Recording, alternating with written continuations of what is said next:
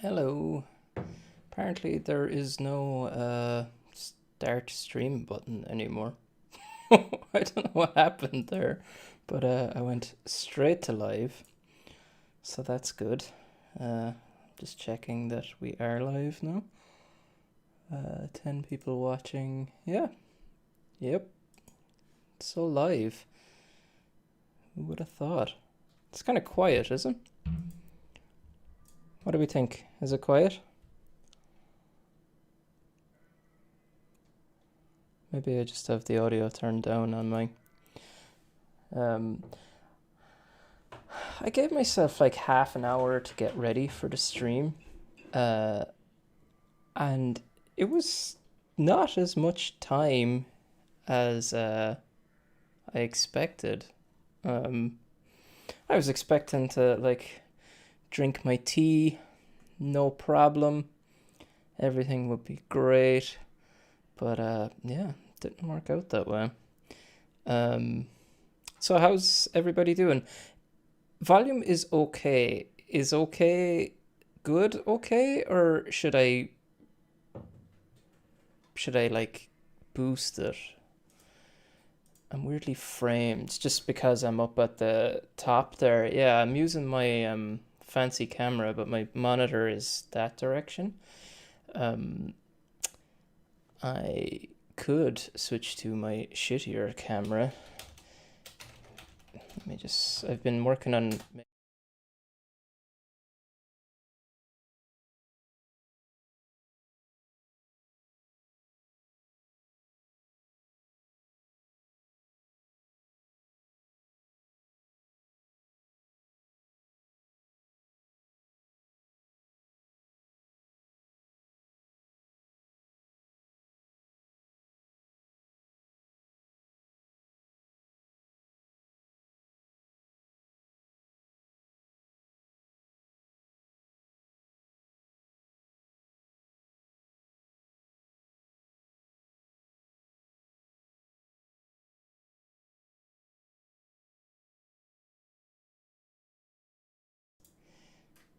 So yes, here I am at my regular angle.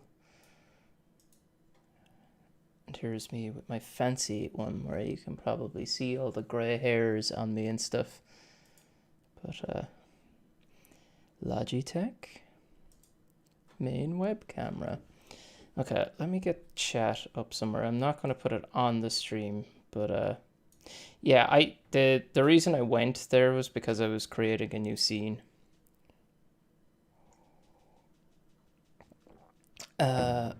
Didn't alter for anybody. Oh, big Clive is live, so audio is about the same as him. Volume is good. Bit low for my max setting. Okay, so I tell you what, I'll give it a little bit of a boost, right? So Blue Yeti, let's increase the volume.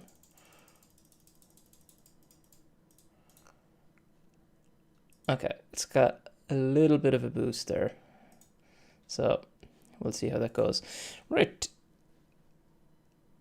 I don't think I boosted it that much, but anyways. Hello Johnny, hello Peter, hello Dave, hello Frank, hello Rotor, Lesek, is that correct? Maiko, I hope you're happy, Maiko. I streamed exactly when you wanted me to. Deshipu, Robin, I think that's everyone. Sion, I think that's us caught up. Hello to all.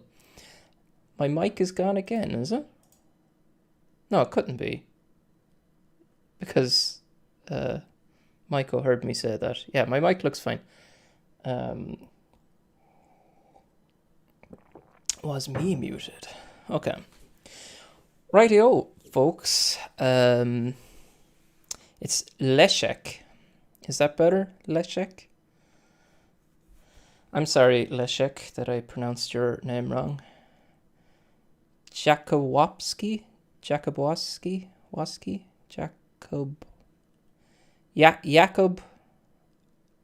Ishki. We do not have that combination of letters. Sorry. If it's any consolation, Leszek, I share your pain with people pronouncing my name. Jakubowski. Jakubowski. That's hopefully that's closer.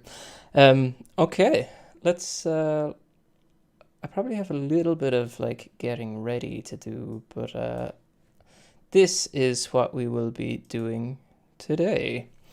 So this is the stencil for my ESP32 Trinity, and we're going to assemble two of them because they come in a panel with two. This pink thing that it's on is my Bryjan. Let's be pretty close. My face is out of the way. I need to readjust my OBS because I'll be working over here a little bit. So what do I need to do? I need to move, not that. Let's move this over here. Then we can adjust this and shrink it in over this side, maybe a little bit more even. Now, Frank, what will the finished product be aimed at? Is it a dev board or a custom design for the ESP32? The finished product will be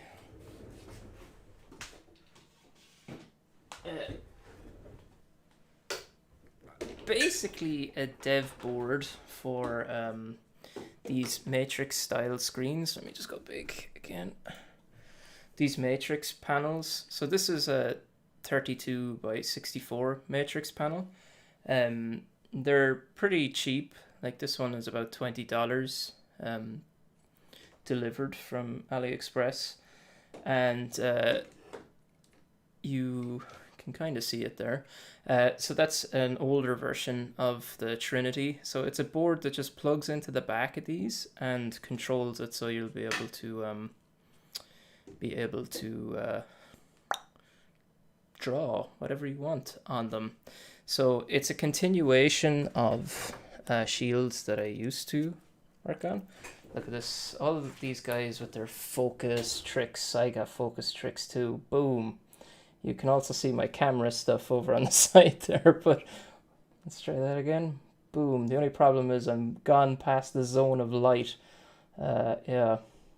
So this was my old, it's old. This is my current I2S matrix shield, and it is a shield for dev kit minis or whatever these boards are called. Yeah. What the Trinity is basically both of those things in a single design. So that's pretty much it for that. Yes, so this is my third revision, and that is the golden rule of PCB design means that this is going to be the product. At least for me. Well, I tend to make my PCBs pretty simple, so yeah. Yes, the ESP32 mini kit. The one that looks like a D1 mini but has got 10 pins. A shit design. A third design. I presume. I was like, ouch! But yes, third design. This is the third Trinity. Yes, it is. So this this little 3D printed thing that it's in is like my simple solution for dealing with stencils. I don't know if it's still lined up there. We'll give it a bit of a wiggle to check. But yeah, so it's okay. I see it's a bit wobbly there, or gainy. I don't know. I have like lights up there. I have a huge light over there. You'll like this one. I wonder. Let me. I also have my super secret mode to when we go down to reflow. So let me share this. This will change to a different mic now. But yes, I have a big giant light box over my desk, and it's still wobbly. So yeah. Main camera only. Yeah, main camera will do. Yeah, Johnny, the Trinity takes this all right. The Trinity takes this all right, or a module, but the I2S matrix shield took the one that Mike was talking about.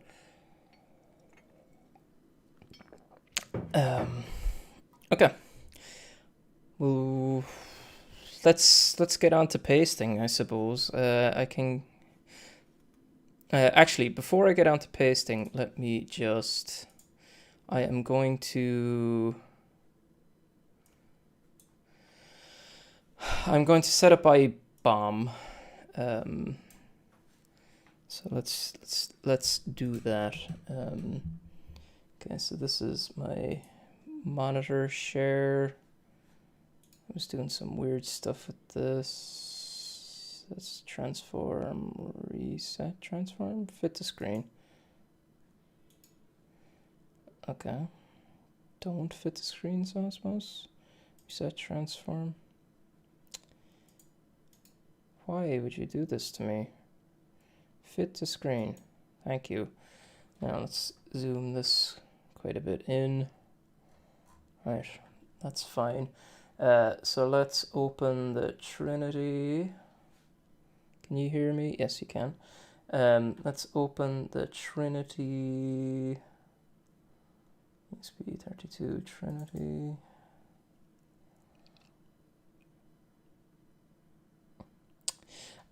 I don't know if it's Firefox or the fact that I have a million tabs open, but even when I don't, I've found Easy EDA has not handled working on the Trinity quite well, or that well.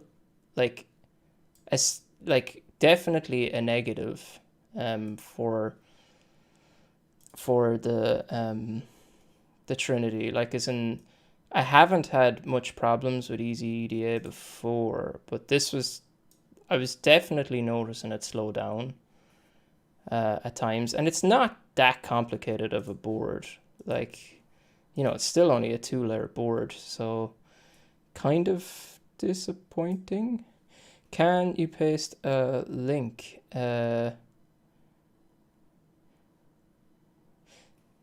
No, it did not post, and it didn't even give me the option to approve it.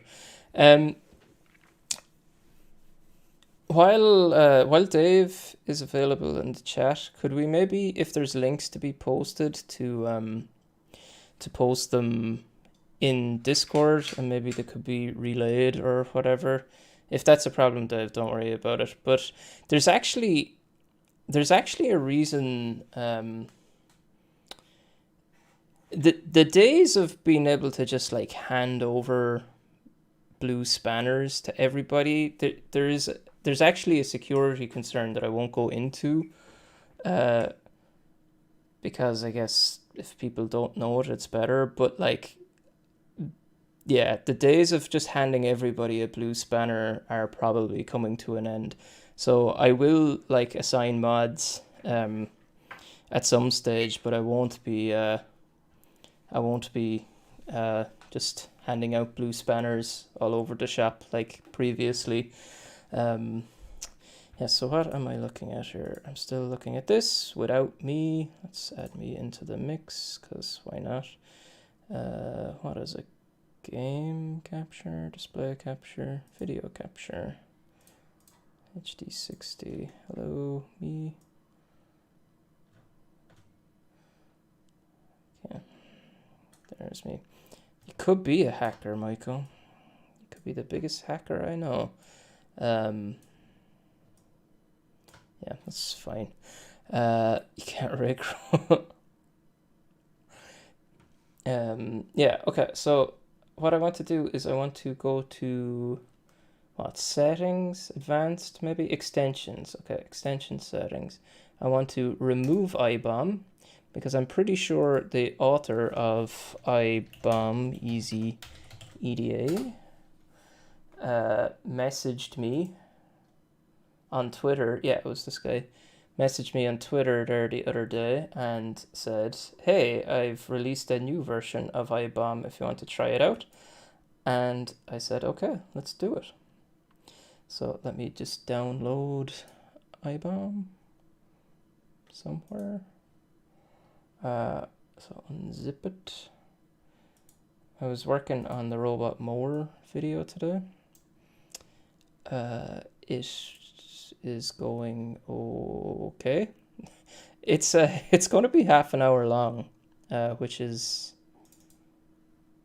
very long for me. I think that will easily be my longest video by maybe nearly even 10 minutes. I don't know if I've made one that was longer than 10 or 20 minutes before, but we'll see.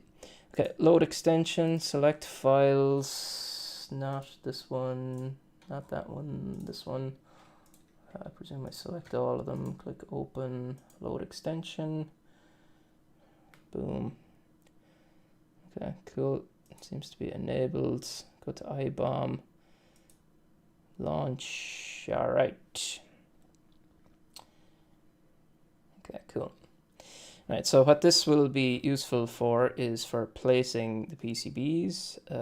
We might do it this way, but my face is probably in the way.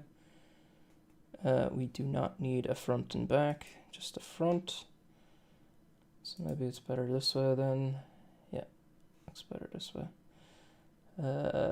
Ungrouped BOM, that's probably useful. My head is in the way and it's probably a little bit too small, but I can probably move my head down to the bottom of the board here and not be in the way. Awesome. All right, so that will be useful. What are we looking at now?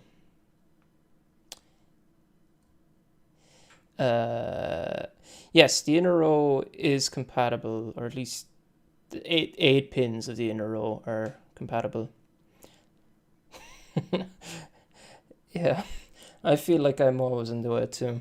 But yeah, this IBOM thing is really quite nice. Hopefully it's showing up fairly clear for you. If it's not, let me know and I'll try zoom in a bit. But basically, like, it has the different components and, you know, where we're going to place them and stuff.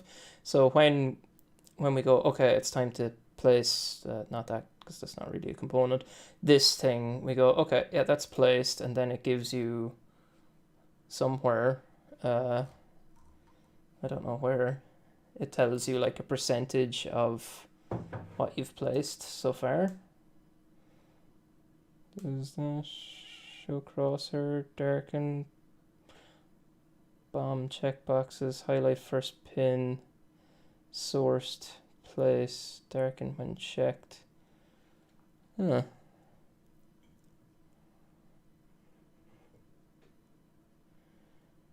Can you quickly type in the ID? Oh yeah, that's interesting. Can you?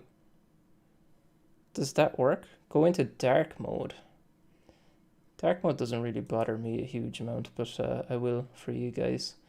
You can, there's a way of seeing like where, you know, how many you've installed and stuff, right? Is it this thing? Oh yeah, here. Okay, so you see I've sourced 0 and placed 0, but that's grand. The bottom button with the table, the button with the table, I don't know where I got the bottom part from. Okay, cool. Yeah, I'm curious if that is the actual URL. Maybe I'll just there. No, it's gone. Oh, there we go. Yes. Yes. Okay. Dark mode, everything. Okay, cool. So is the level of zoom on the text okay? Do I need to zoom in more? You happy with that? Okay, doesn't matter. We don't need this right now anyways. I was meant to get a credit card when I was downstairs and I forgot. Do I have something else here? Yes, very readable. Awesome. Okay. Right, let's get on to solder pasting, something I am terrible at, but sure. This is why we learn, right? Okay, so I'm using ultra low temp solder paste. It is lead free by Solder King from the UK. They sent that to me for free. I didn't have to do anything in particular for it, but I just thought I'd let you know. I like it. If it was easy for me to buy, I probably would buy more of it, but I actually have some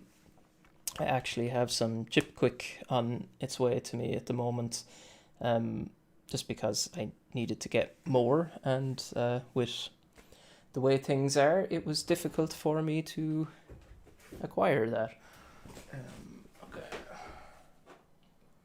I'm gonna stick this in my pocket. If any saw the stream the last time I used the Reflow Master, we nearly deafened everybody. Hey Timon, how's it going? Right, I need a card of some description. Give me something I can scrape solder paste with. I have one here, but it reveals who I work for, so I can't really use that. Do I have anything else? I have some squeegee things.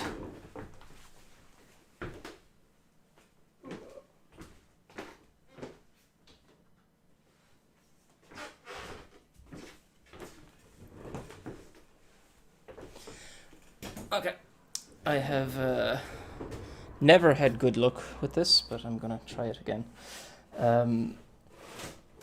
Okay, so my plan of attack is to put the paste on this side because the majority of the pads are over here, and I'm gonna do one at a time. So when I get down to the bottom of this one, I can, use that. This stencil is not as good as it could be. I printed it too small, or I didn't make the gap big enough. I did allow for some wiggle room, but not enough, and it's a little bit sticky out, especially over that side. I kind of scraped it away, but I guess I didn't do a perfect job. Robin actually had some good ideas around that, using like a sponge or something down the bottom, so like it would never be sticking out, but that's fine. I think it will be okay. So I'm just going to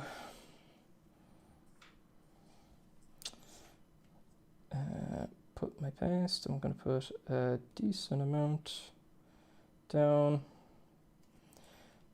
So now, as I mentioned, I do not know what I'm doing with this. I don't even know if that's going to be enough. I'll put a little bit more down. It probably is. But I often underpaste, so if I have too much, then I'll just be able to bring it over there, and it will be fine. So, okay, let's go.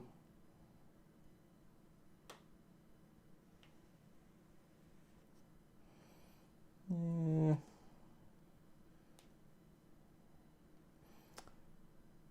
kind of tempted to leave it. Tape the right side down.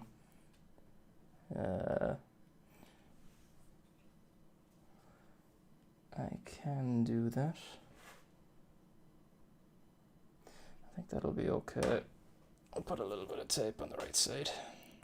That's 4 boards worth of paste. Yeah, it could be. It's better to have too much paste than too little, though, right? Because, you know, the paste will get dragged along if you have too much, and you'll just be left you'll just be left with too much of it, right? But yeah, okay. Let's scrape a bit down here. Do I have anything kind of scrapey? I don't know why I have these headphones on. I'm not listening to any music or anything.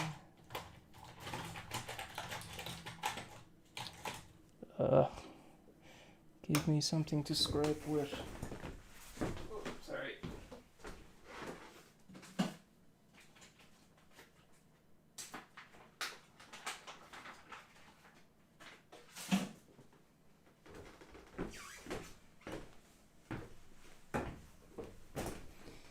I'm gonna scrape the excess at the end. I don't really have too much excess at the end. Is it at the start?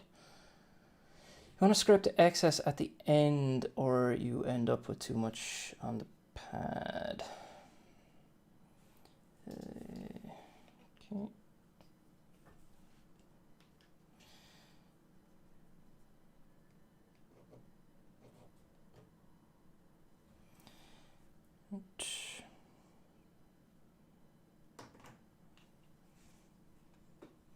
Where does this start? Here somewhere.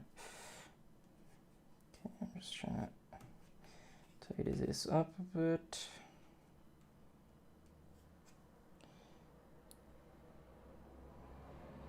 Okay, let's go.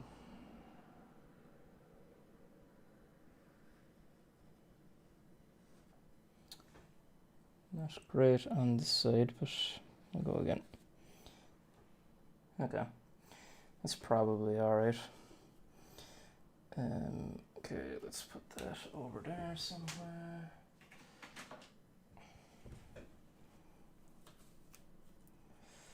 Take the tape off, lift that up.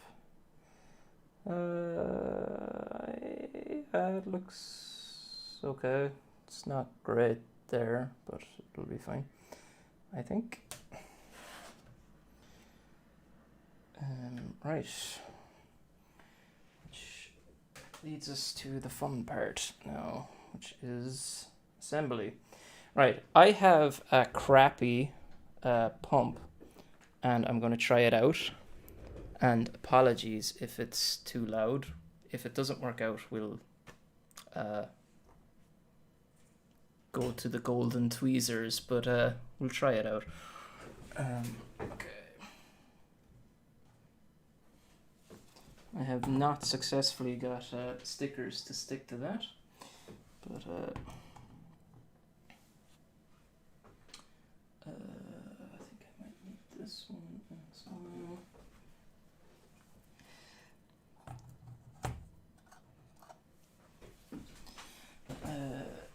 There's some other parts over here I will need.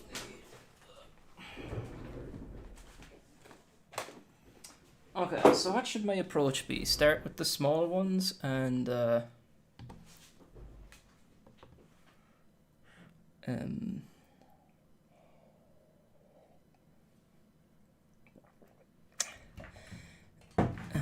yeah, if there are people commenting on other people's appearance in the chat, please don't. I'm just kind of half trying to keep up with the chat, and it seems that's the way, so I'd appreciate if you didn't. Thank you. Okay, so I guess let's take a quick look at IBOM, which is this guy. Oh, I need LEDs as well. 1 second. Christmas tree, okay. It's so awkward to walk around my room.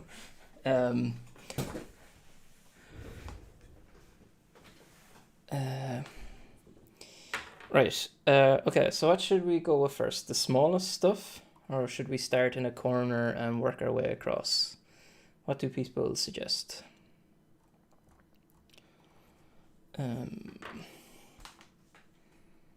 And while you're suggesting stuff, I'm gonna plug in my pump.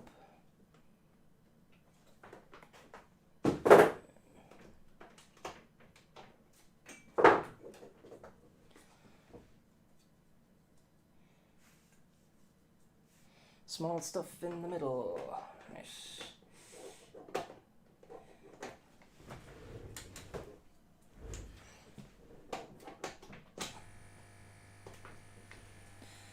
I'm going to take these headphones off because they're doing absolutely nothing for me.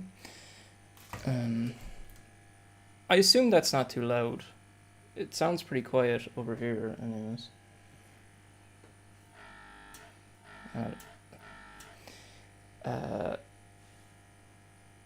Too loud.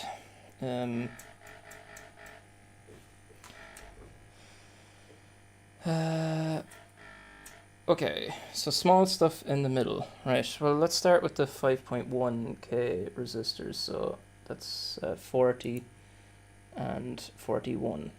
Right, so they're the two there.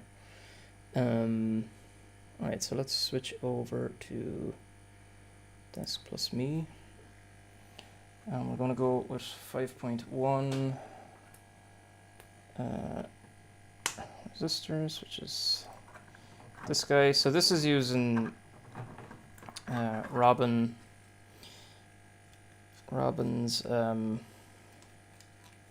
component magazines. I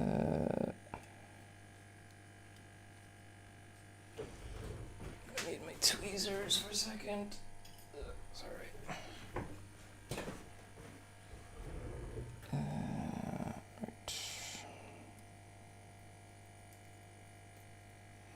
Right, so the joy of the component magazines and why I'm trying to I'm trying to use the pump is that you should get into a scenario. I find when I'm assembling stuff, the majority of my time is, yeah, that's 0402.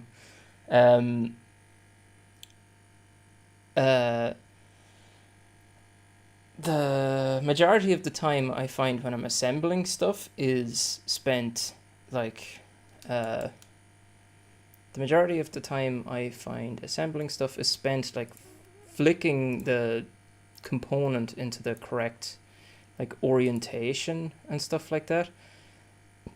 And this is what the magazines kind of stop against, which is nice. Okay. This is V1 of his cartridge designs. Yeah, but this is not his pixel pump. This is a crap thing where I've covered a hole to make it suck. But yeah, we'll see how it goes.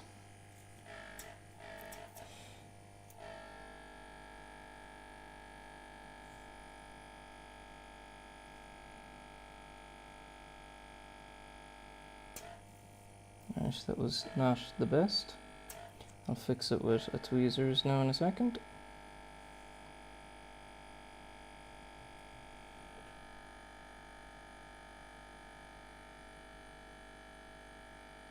My hands are very, very shaky, which is always good when you're assembling 0402 stuff.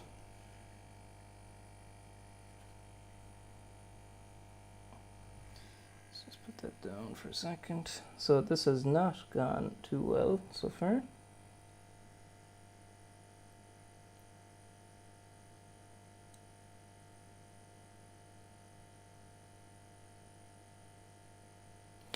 That'll do that. Yeah, I've been kind of careful to do that now. Orientation, not so much the polarity of the part, but like, yeah, the part being upside down.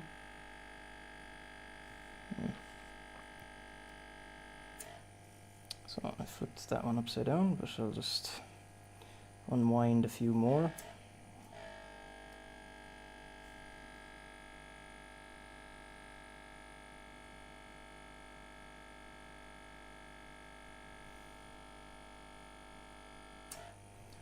Again, that one will probably need to be fixed.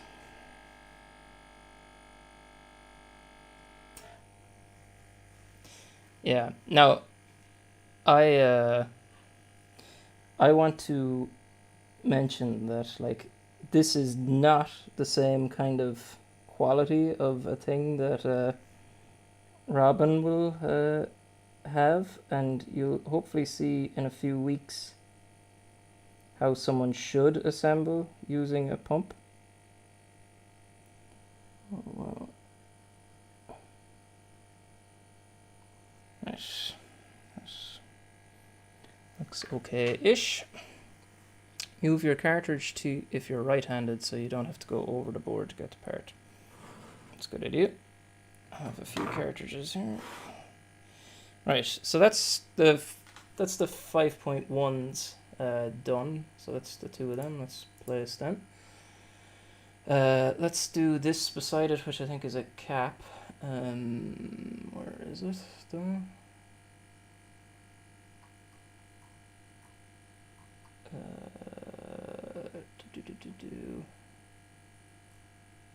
Reference. It has to be a cap. Right?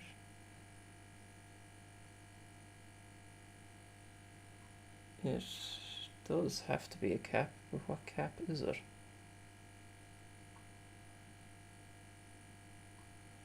Where are you, Mr. Cap? Maybe it's missing, is it? Can I sort by caps? Am I not getting everything down the bottom here? Here's C6, C5, C4, C3, C2, C8, C7. I don't see C1.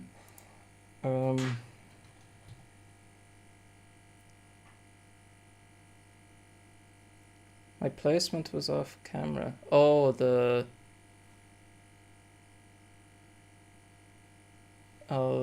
what I'm looking at the moment is off camera. LG monitor. So I think they were running into some issues on BitLooney stream with the IBOM as well. I feel like I'm running into it too. Am I missing something? I don't see. Maybe because I'm zoomed in. I don't see C1. Like that is a cap, I'm pretty certain. Oh, it's not. It's a resistor? Or 11. What resistor goes there? 100k. Between ground and V-bus. Oh, okay. Fair enough. Sorry, IBOM. My fault. So 100k resistor. There we go. Or 11. Okay. So I can go here. Thank you, Rotor. That's way better. Okay, so 100k, which I have some here. Hopefully there's some components left in it. They're doing a bit of a charm high here. I have probably too much tape out at this stage too. Hey Frank.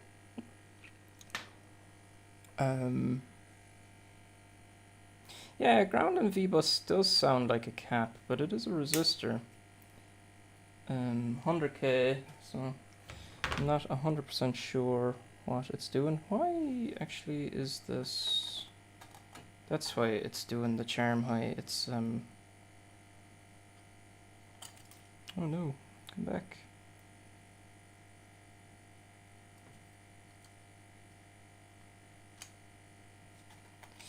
Actually, I need to get you back on me.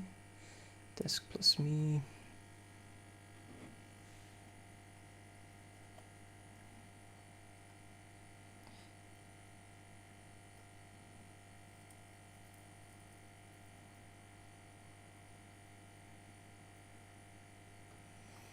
There we go. May as well place all the 100k. No, I'll do them in order that I'm doing them. Right. So let's get sucking.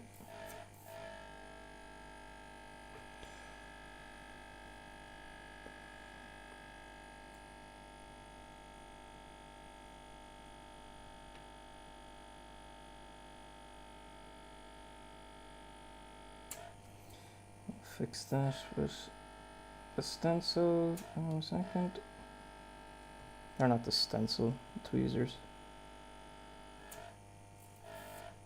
Oh no, come back.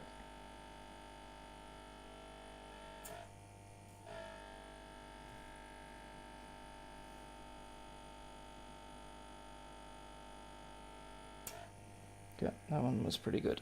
So let's just fix this one with the tweezers.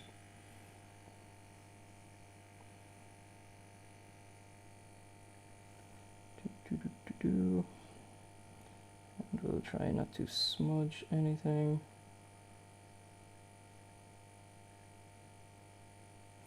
Yeah, should be alright. Okay, let's do the diode next.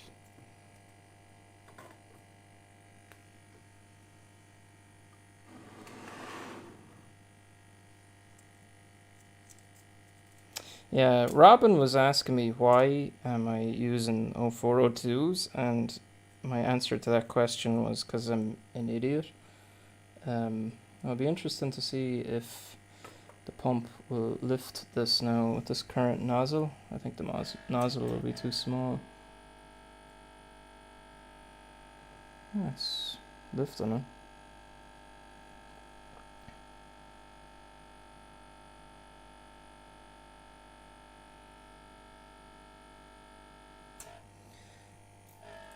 Again, I'll fix that with...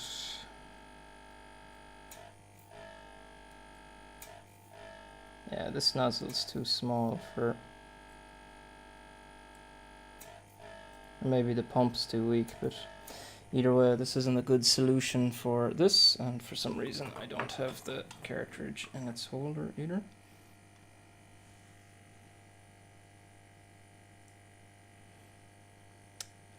Okay, so yeah, let me show you what I'm doing at the moment. Actually, we're doing... So we've placed that 100k, so let's tick him off. Now let's do this guy, which is... it's a diode. So it's a 3 amp diode, and what it is for is the reverse reverse current, or it's for protecting the USB from voltage from other sources, basically. Yep, so that's that done. So let's tick him off. We do the polyfuse next. I'm not even going to attempt to do that with the pump.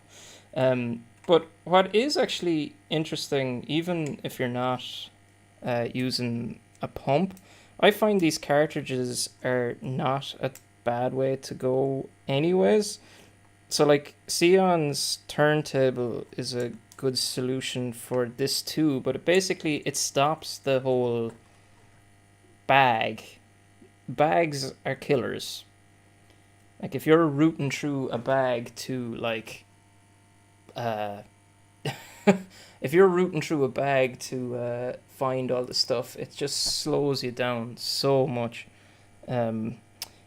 Yeah, I'm way more comfortable with 0603. I didn't show you what I placed there today. Yeah, so polyfuse next.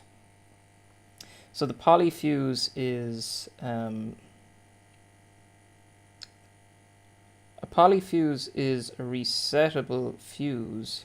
So basically, if too much current goes through, so if it's trying to draw too much current from the USB, now too much current is, let's put that in inverted commas, because like the board doesn't know how much current your USB source can provide.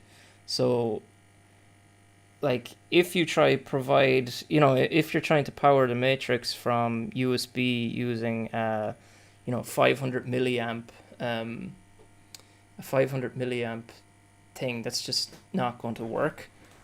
But yeah,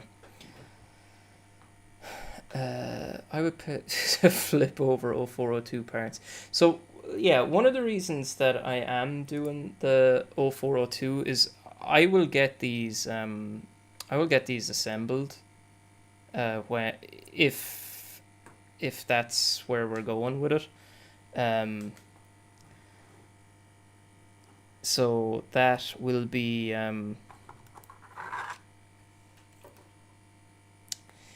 so like 0402 isn't a problem for maker fabs or whoever. So yeah. So I need to open the tape of this guy here.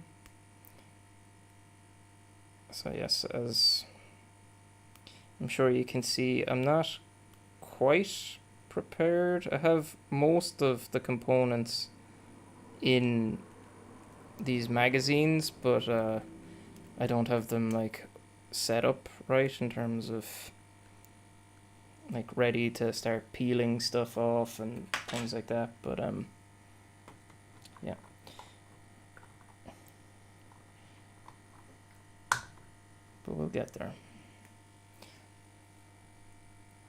Yes, I agree with Robin. If one flips, just let it die. Okay, I'm gonna do this R12, which is a 220k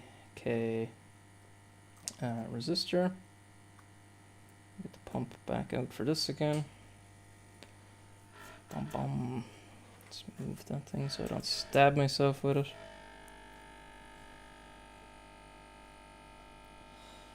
Okay, let's try and play paste. I kind of did a lot of moving of paste around there, but we'll see how that works out later.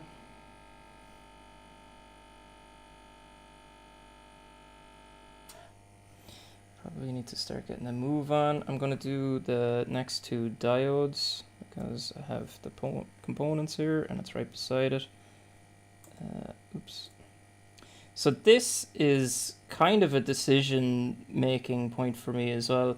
So at the moment, I'm using the same diode as the USB protection one, but it does not require the same amount of current. Basically, what this is for is if you want to power the ESP32 from like this barrel jack, the current will go through this, it'll go through this diode over to the ESP32, and that will basically stop the USB being able to go back the other way if you don't want it to.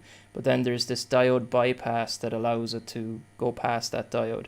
But like, you know, the max current is for this diode is only however much an ESP32 is, which, you know, a 500 milliamp diode would work fine.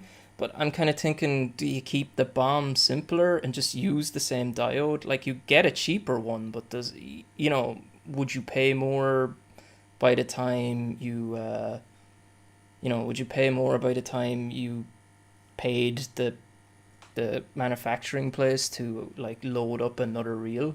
I don't know. Is the answer to that question. Maybe. Okay, so that's one of those placed. Let's place the other one.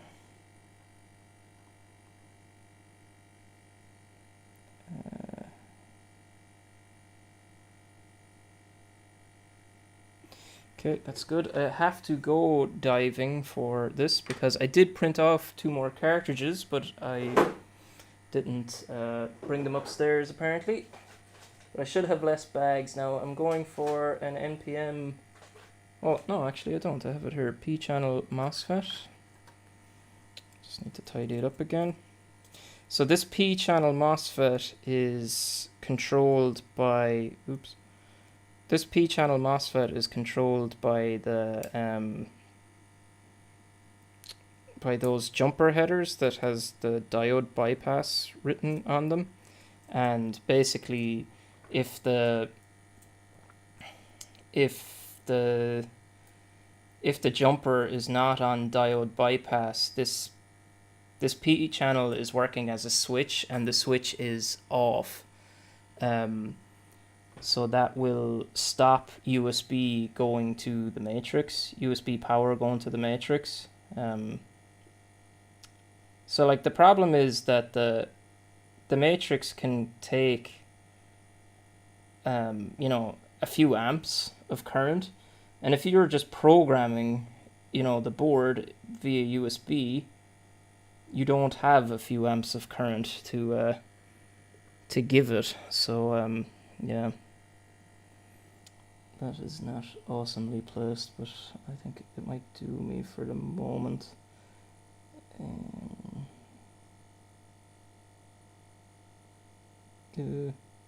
No, stop wiggling. The shakes are back. I don't like how little that's attaching to place. I obviously haven't done a good job pasting it. Okay, so another resistor there. I think that's 100k. Let's switch over to LG monitor because I think we have more stuff to place. We did this to 20. We did this diode. We're after placing this now. The P-channel MOSFET. Now let's do, no, don't want this. Or 20, which is 100k. So let's get another 100k.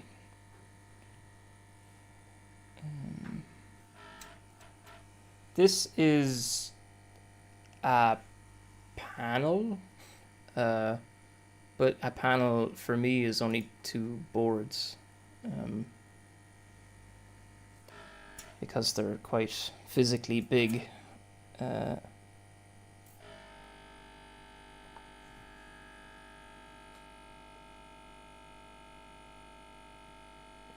No.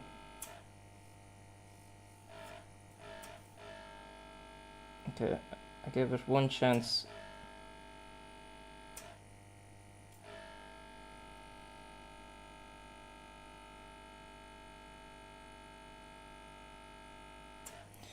Fix that. Yes, Jan is right. I shouldn't be leaning over the board for these.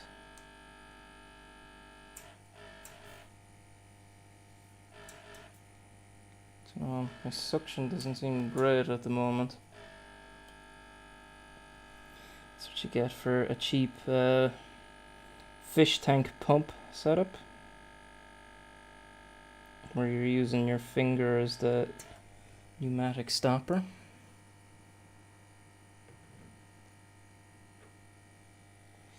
Right, so both of these need to be fixed. Okay, I don't want to take you off screen, but I also want to get it closer, so let's see if that works for you.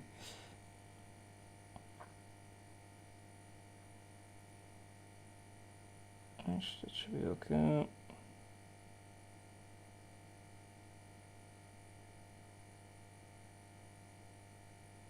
No. No, stop shaking.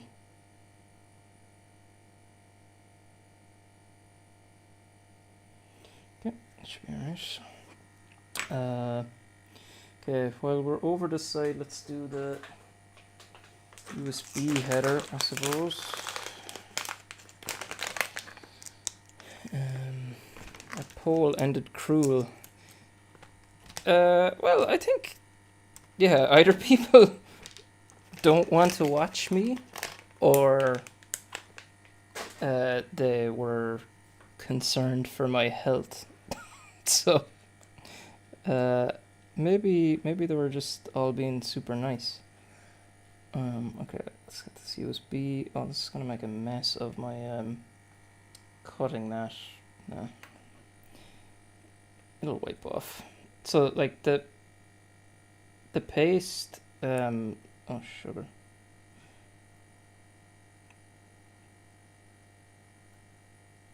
The paste layer of this USB connector has like holes for the slots, which I wouldn't normally have thought, like the header pins. I wouldn't have thought that was something that would normally happen, but I don't know. It is. Yeah. I think you're right, Timon. Everyone is tired these days.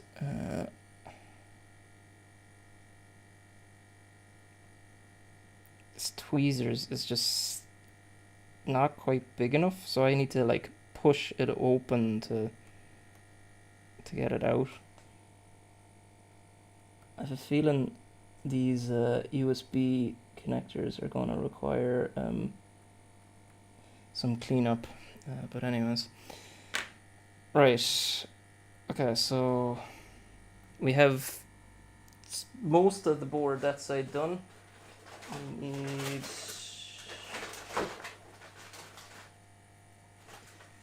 the big cap, and I might leave the big cap off because he'll be kind of in the way as I try to do other things. But yeah, let's do the 1Ks that are all down here. So let's go over to here and show you what I'm talking about. So we've done the USB connector. Have we ticked this guy off yet? Stop clicking on things. Nope. Right, so let's do these 1Ks here. There's 3 of them in a row. Where is my 1Ks? Are they 1Ks? 1K, 1K, 1K, and I don't have 1Ks. Wow, I'm shocked. I don't have the 1Ks in a reel. Oops. The ones that I have the most of kind of sucks.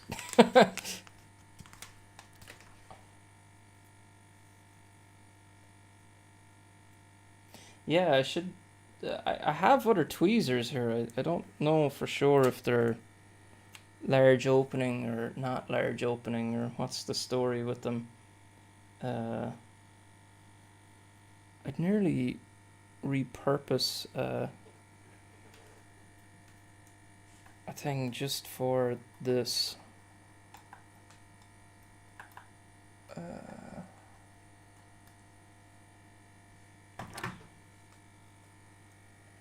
I'm really not looking forward to this. Maybe if I...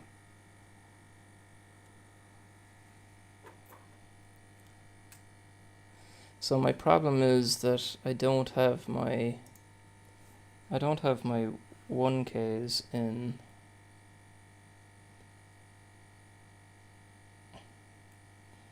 I have 1Ks, so I'm just gonna have to place them by hand, not by pump. I'll probably be faster doing it this way anyways, but you see, this is another problem I always have, is the bloody tweezer is dirty, I guess, but it's attracting it at the moment.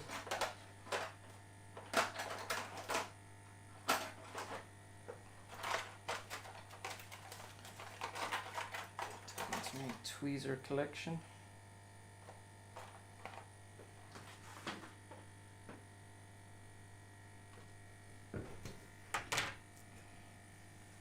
Okay, let's go.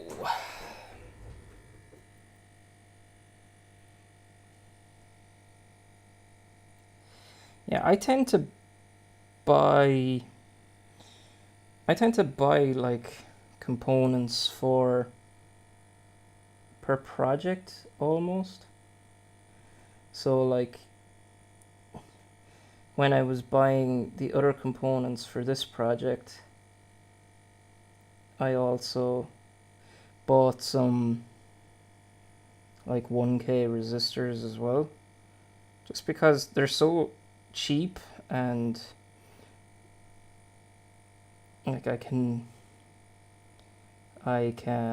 be sure that I have them and won't run out.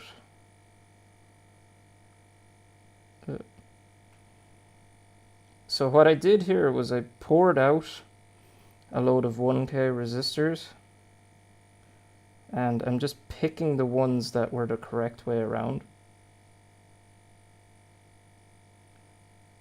Now I've taken one that was on its side and flicked that around. Backer. was pretty quick. Like €5.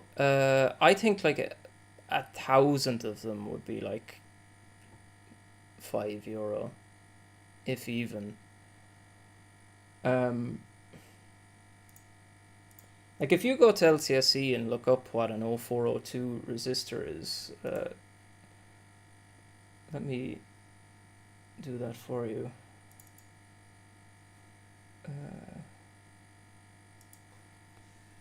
LTSE.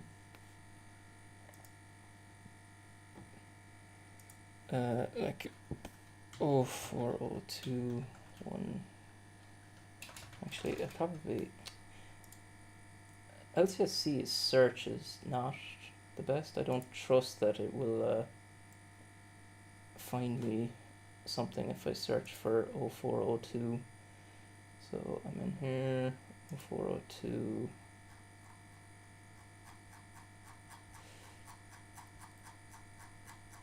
Come on.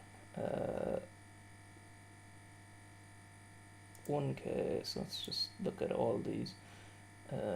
Sort by price low to high and in stock, please. Apply. So like this one here, which is by Waltzin or whatever, is like 0.0007 of a dollar. So like if you wanted to buy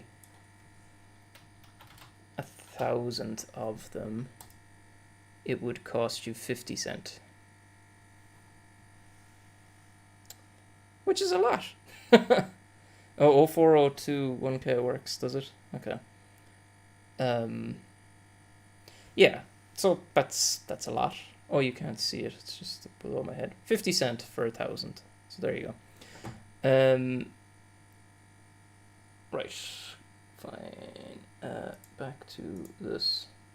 So we've placed those three now, so let's maybe move on to this stuff. I'm using a 10K resistor for the LEDs because they were very bright.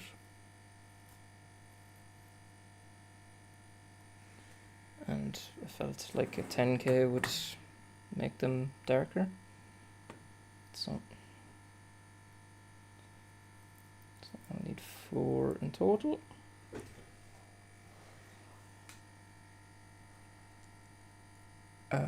Right. This plus me. Okay, so 10K, please.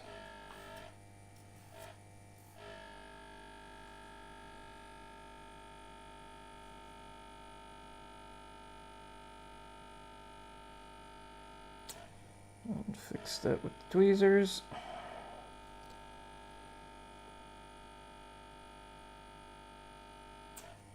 I'll fix that with the tweezers. I think this is becoming a recurring theme. That one wasn't too bad, but it probably needs a squish. Oops.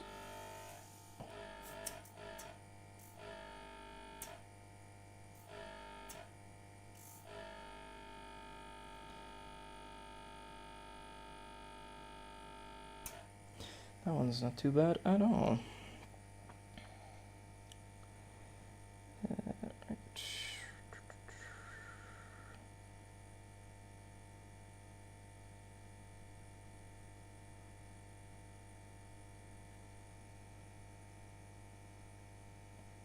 No, stop.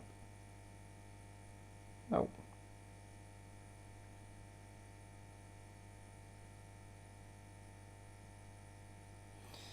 Right, okay. LEDs. I could do any color really, but I think I'm going to use blue. Will I use blue? Do I have blue in here? Why do I have so little blue in here? Why? I got you down specifically to get blue, yellow. I have a ton of yellow. Tons and tons of yellow. Green here. I don't really want green. I got blue. But I don't have any blue in here. Pink. You want pink, of course you do.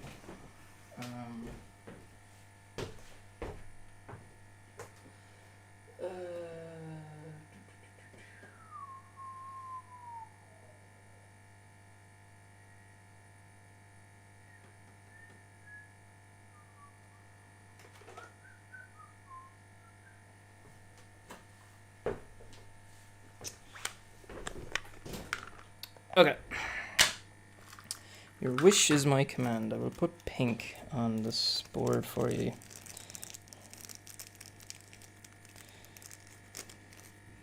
This will probably increase the BOM by I don't know how much. Let me put away this 1K resistors while I'm here, in case it gets mixed up with something else. Let's get rid of my bits of confetti there. Okay, which is my good tweezers? This is my old one, pinkish.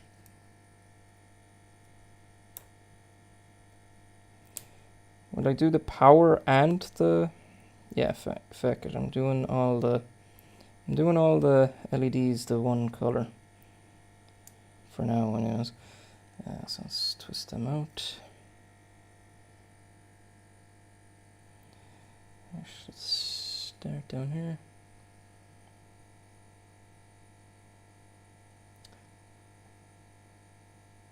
They would look pretty nice.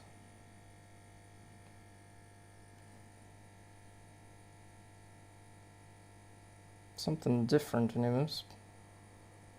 Although I don't know how different they would be.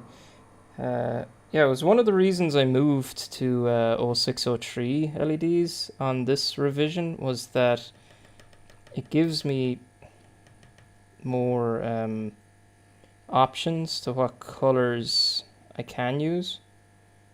Like 0402 seemed to be a little bit more limited.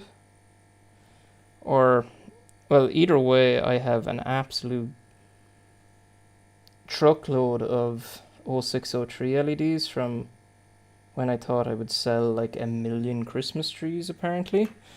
But yeah. Okay, that's them placed. So if we go over here, let's get our LEDs out of the way. LED 1, LED 2, and this thing. I wish I could get it to stop clicking on lines or traces. I'm sure there's a way, but that's interesting. I have a R2 and R10. I'm obviously messing with that at some stage. Okay, so let's place the CH340.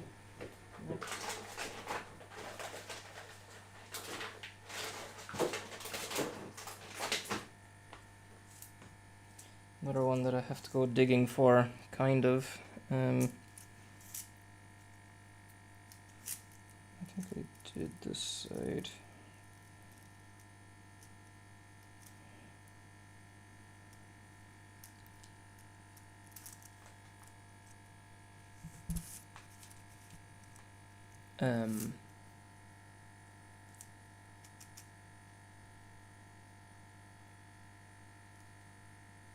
Yeah, I don't know what it was, Alex. Like, I would have thought 0402 would be fine. Was it that there was very limited colors in the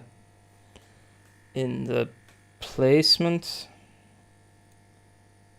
No, I think I had this problem the last time too, that which way does the chip go? Because my marking, and I should have fixed it, my marking is, as you can kind of see there, it's got that curve on the right, but the marking on the chip is a dot.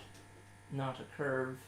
And yeah, the dot and the curve line up with each other.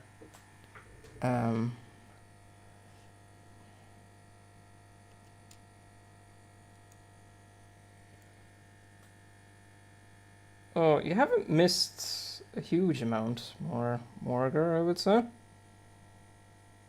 I really should be looking better where I'm going with this, but that didn't actually seem that bad. I'm just placing components at the moment.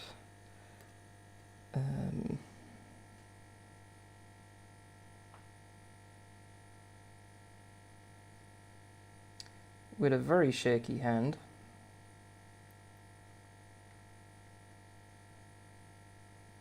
So you know that's going to end up well.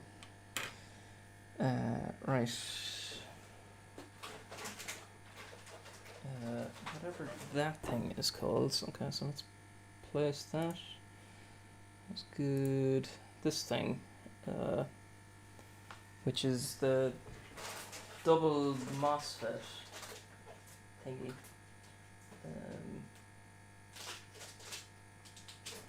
Is this it? 3.3, no, that's my regulator, but I'll keep it to the side because I'm sure I'll need it.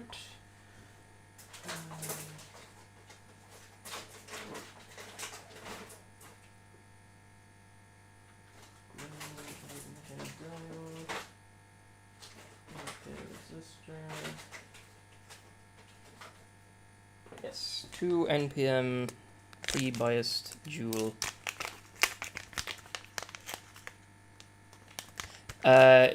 Nothing's on at the moment.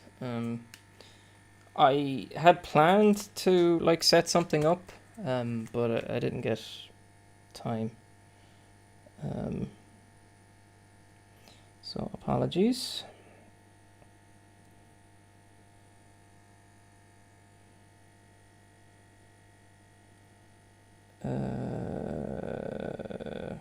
Right. I think. Let's just take both of these out. Oh, that was interesting. You guys are currently looking at IBOM, aren't you? Let me change that.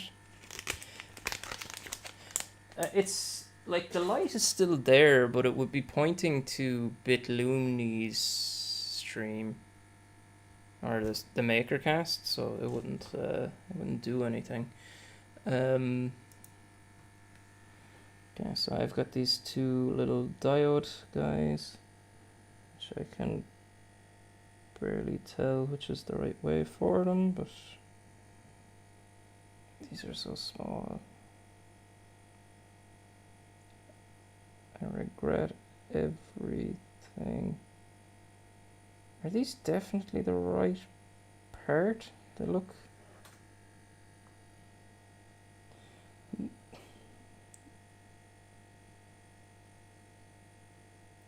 It doesn't look overly right, but anyways.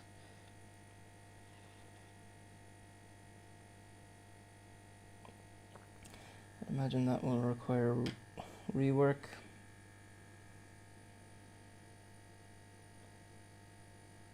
Yeah, I didn't do a good job of pasting there on either board, I would say.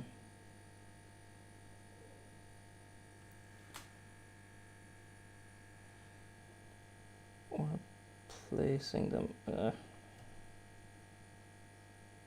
It's a tight enough place. That's going to be reworked for sure.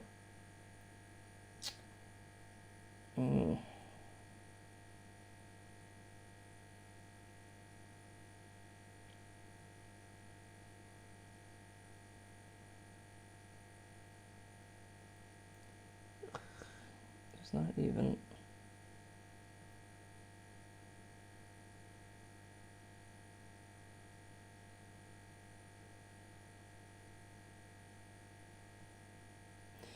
Okay, that might be enough to get me going.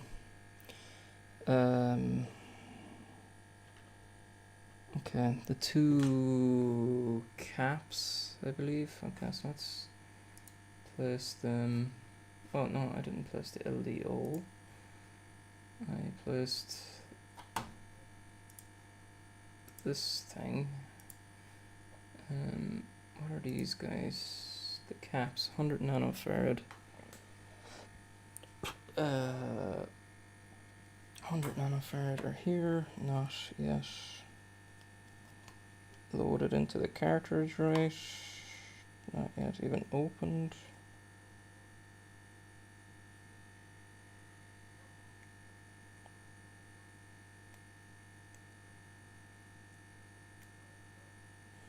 Just shot a resistor across the room. That's okay. I'm contributing to the shortage of components around the world. Okay, so we need 4 of these. Okay, let's take unexpected maker's advice. Put it on my right hand. That is a dual transistor, that last thing we placed.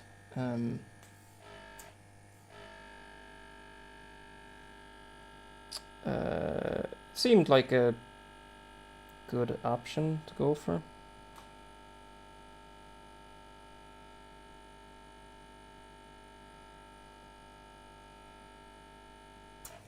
That will require some rework by hand. Another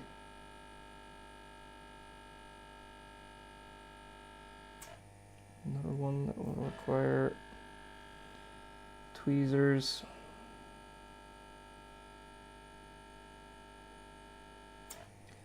Get the tweezers on that one too. This will be the caption of the stream. Get the tweezers on that one.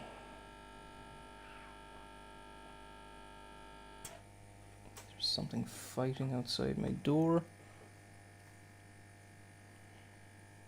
Yeah, it seems nice. I was just following another design for the auto reset stuff, because this is the third Trinity, but the Trinity was my first board with like USB programming on it. So I was very determined to get it right. So I followed another board. Yeah, there doesn't seem to be an indicator. Are they all the same?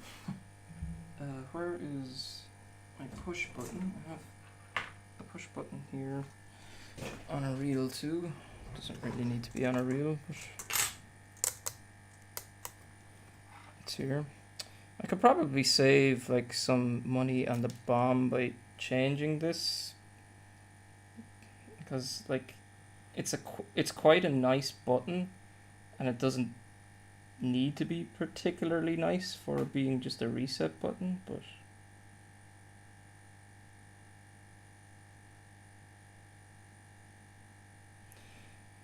anywho, we are where we are.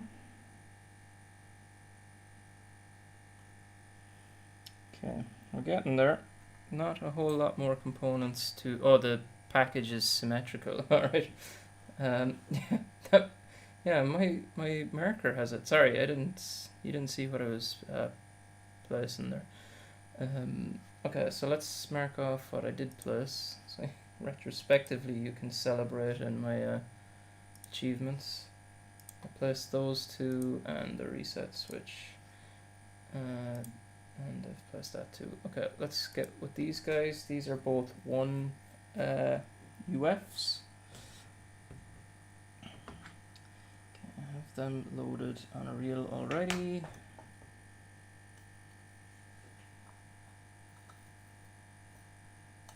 So I need 4 1 UFs.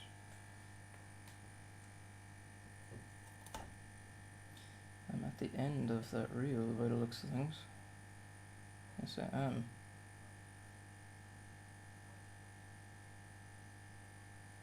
Let's just spread them there. I'll just place them by hand, I guess. This plus me.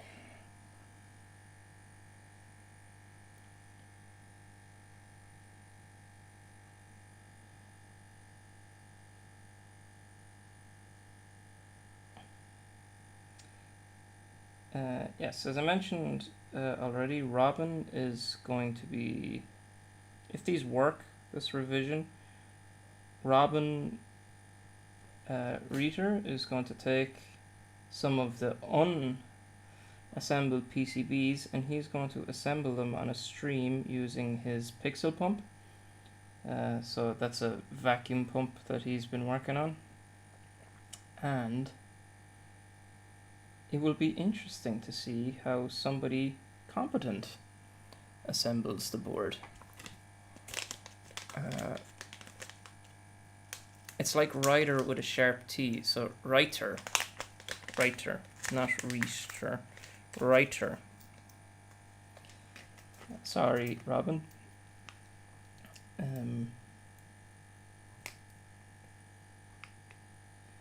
Suppose these caps need to get melted now. Let's store them to one side. So I'm just moving on to the regulator next. Again,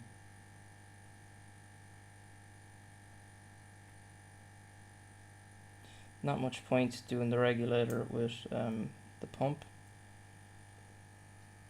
Number one, because it's not in the cartridge.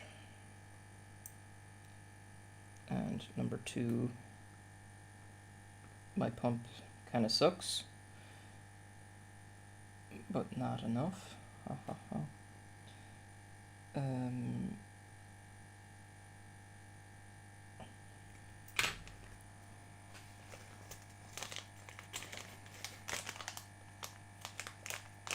Okay.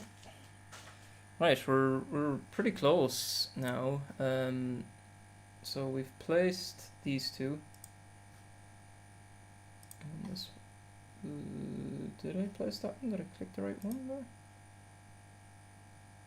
Oh, I've made a boo-boo. I have made a boo-boo. Okay. No worries, we can fix boo-boos. Thank you, IBOM.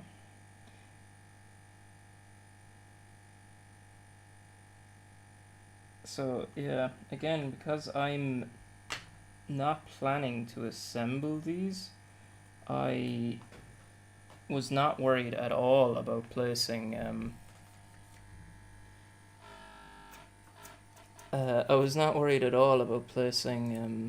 components, but I placed caps, or sorry, labels, but I placed a cap there rather than resistor. So I have since removed it and will now place a resistor. Let's go this way. Here. Nope. What am I doing here? I've tombstoned the LED before I've even reflowed it. Or, sorry, the LED, the resistor. Before I've even reflowed it. It's impressive. Also something that may require some rework because I've done it again. That's impressive again. I just place the LED by tweezers. Yeah. Okay. Okay, cool. Let's put that down there.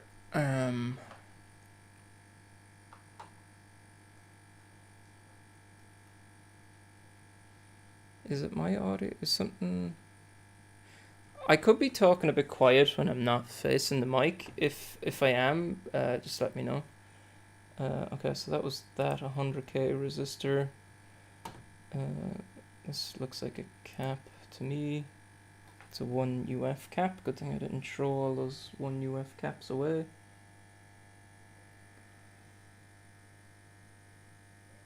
Maybe reload, Robin.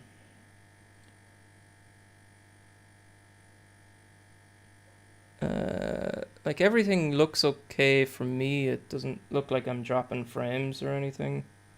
I can see my mic working on OBS. Is the pump? Well, we're very nearly finished with the pump, so I can turn it off momentarily. Okay, that's that one placed. Okay, so let's move on to this collection of beauties over here. So we've 100 nanofarad, 100 nanofarad. For fuck's sake. Why? Stop. Stop. Okay, so 100 nanofarad, 100 nanofarad, 100 nanofarads. So 300 nanofarads and a 10k. And then 10k. Okay, cool. So, okay, 100 nanofarads, which were here. So let's do them. So I need 6 of them.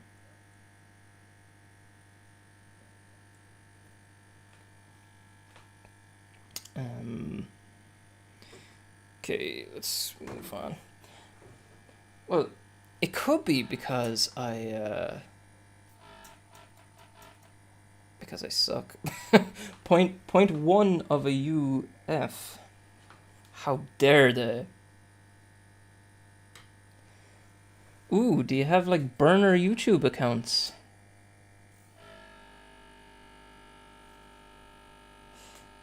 Let's start with this bottom one here, I suppose. Ooh, I'm just looking at the paste for my ESP32 and it's not good. Guys, say the catchphrase. We'll fix it with the tweezers.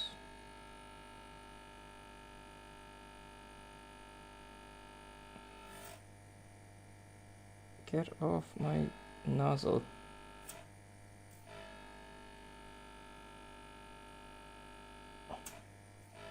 Yeah, the paste on this bottom board is not overly hot.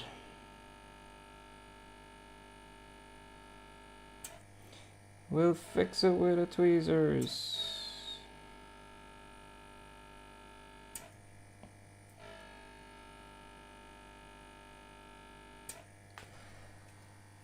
Can't see it. Oh, sorry.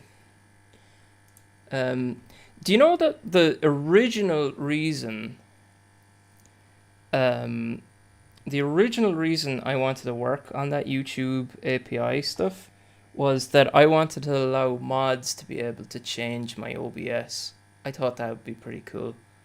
That like in scenarios like that where I was like clearly not showing the right thing, that one of the mods could just swap it over.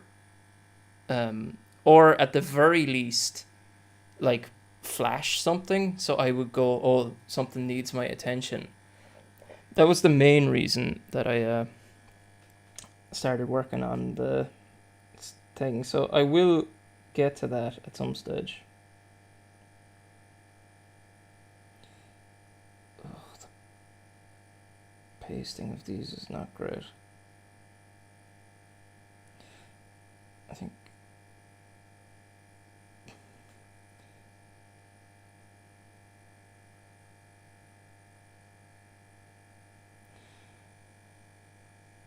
I am going to believe in the power of the reflow. The reflow master will save me, Sion. Will forgive my transgressions. And miraculously pull this board together. Awooga. Wait, yeah, wouldn't it be great? But like that, like the code for the YouTube stuff that I went back to. It'll save Sion. You with little faith. The Reflow Master will forgive. Yeah, the original code for the YouTube API stuff had like, I only cared about three fields, whether the person's name, the message that they sent, and whether they were a mod or not. And the mod was specifically for that reason of, yeah, like, probably, like, an OBS plugin would probably make more sense, but it's just kind of on brand for me to do it with an ESP of some description. Okay, because I think I'm finished with the pump, actually. Yeah. So we'll plug that out. Oh, the silence is beautiful.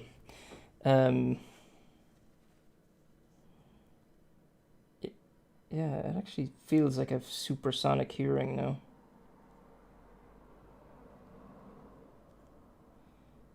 See?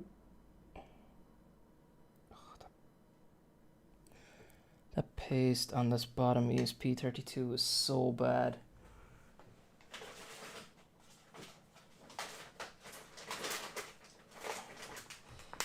It's so bad.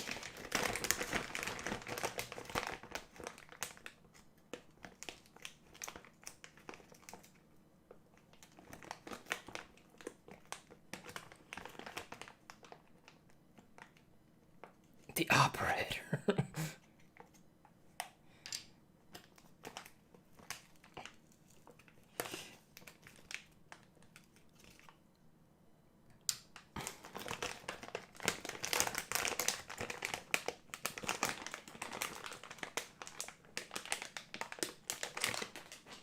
This is an interesting conversation that's happening in chat at the moment about, see, I might see if I have a bigger tweezers, about like post cleanup. Sion is about to talk about how much post cleanup he has to do, and this is one of the reasons why I get Maker Fabs to assemble my board.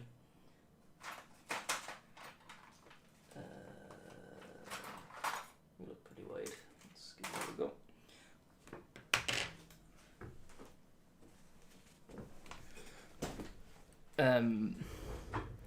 Yeah, the cleanup of the PCB was so much effort that I just decided, hey, do you know what would be better?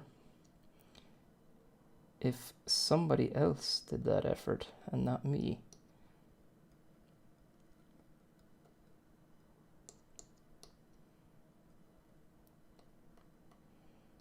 Okay. I know Kung Fu. Okay, cool. This tweezers is better for these big jobs. Oh, the paste is so bad. But anyways.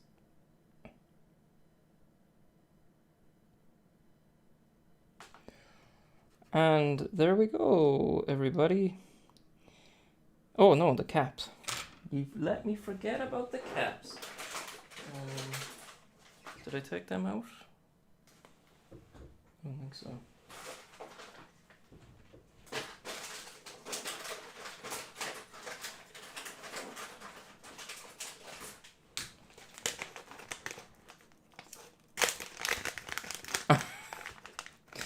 Yeah. So even like I was talking to Sion last night, or was it this morning?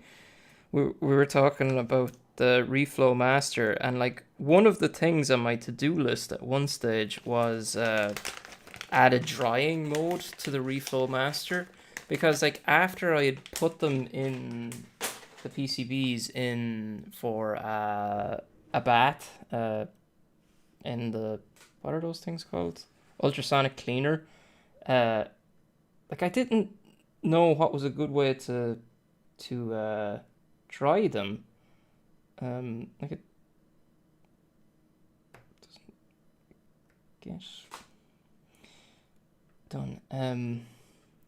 Yeah, and then in the end, Xeon added that feature, but I had already given up on my assemble dream at that stage. I did terrible with these, but it's okay. The reflow master is going to save me. How did I do so bad placing that? Anyways, in alcohol, then oven. Yeah. Yeah.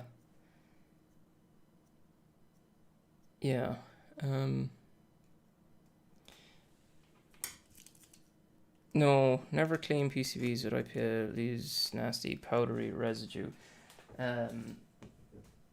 Yeah, whatever you need to do to get PCBs clean, I just don't want to do it. Cause it takes longer than assembly, I would say, which is kind of weird. Like, I would get faster at this, but I won't get faster at cleaning boards. Okay, so this is ready to go, and I'm going to go to my garage. I'm going to bring you guys with me. So let's test that out. Yeah, toothbrush. Surely toothbrush, right? Toothpaste? I would have thought toothpaste is kind of abrasive. It looks very ugly, Michael, if you leave it on. Okay, can you hear me? It looks like you can hear me. So I'm sure I'll give you I'll pour it forward. So you can see here that paste is awful, but it's gonna work fine. It's much better on the other one. Yeah. We'll see how it goes.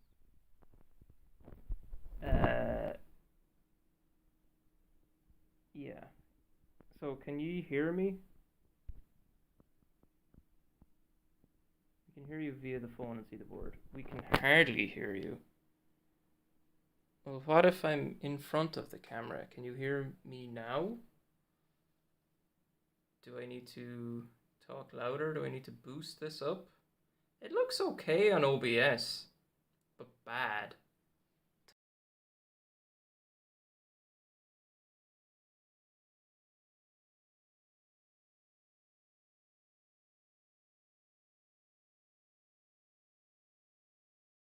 Well, I'm going to be even further from the phone. Why did that swap? I must have done something weird. Right, I'm going to boost it a small bit so you can turn it down if you need to.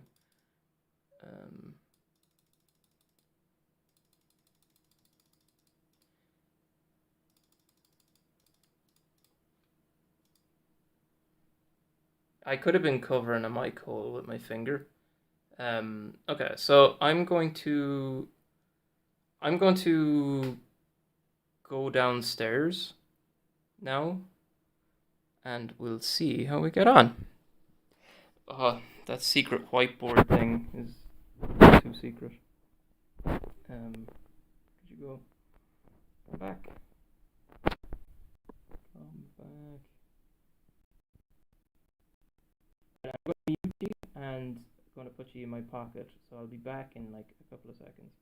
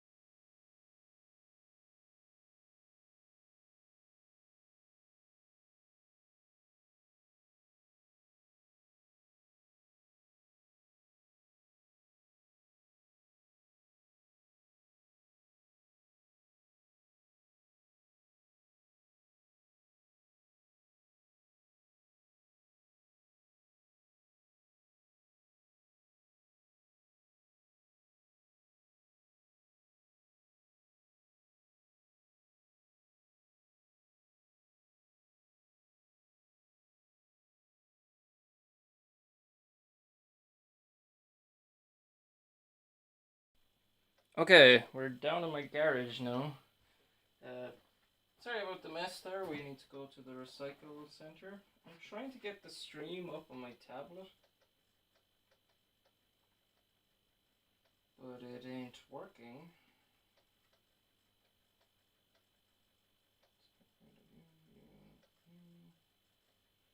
Let's try again. Okay, we're getting somewhere now. Let's just turn down the audio. I need a bigger t-shirt. Where's the live chat? The whole reason I brought it down is for the live chat. I don't see it. Oh, why? Why?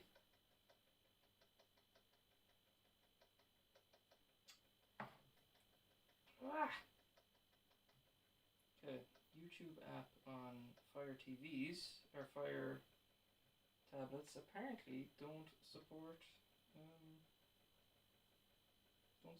chat. Why would it do that to me?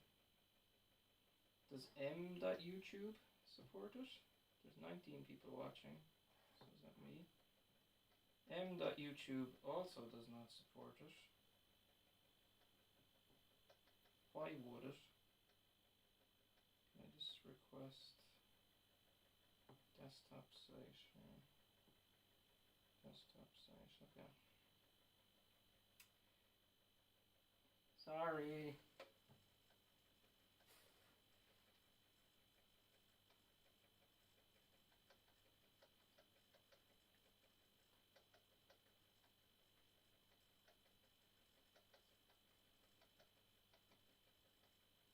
Okay, we've got live chat eventually.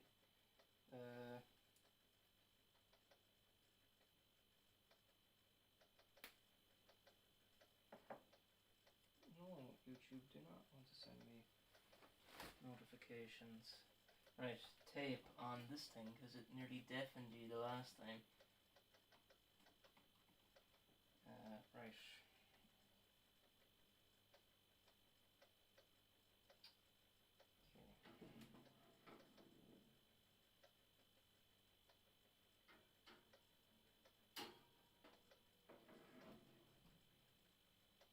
Okay, so we've it in the... I don't know, can you hear me? I presume you can hear me, right? So we're heating up the reflow master at the moment. I have a couple of minutes, so does anybody want to ask me anything while we're here?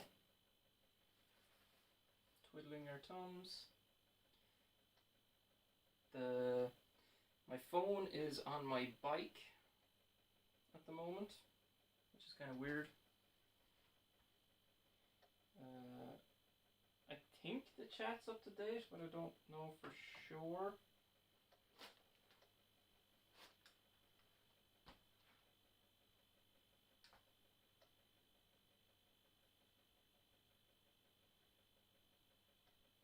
I can see myself. Yeah, that's pretty fast too.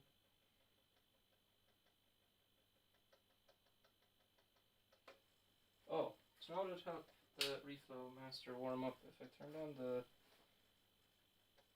toaster oven.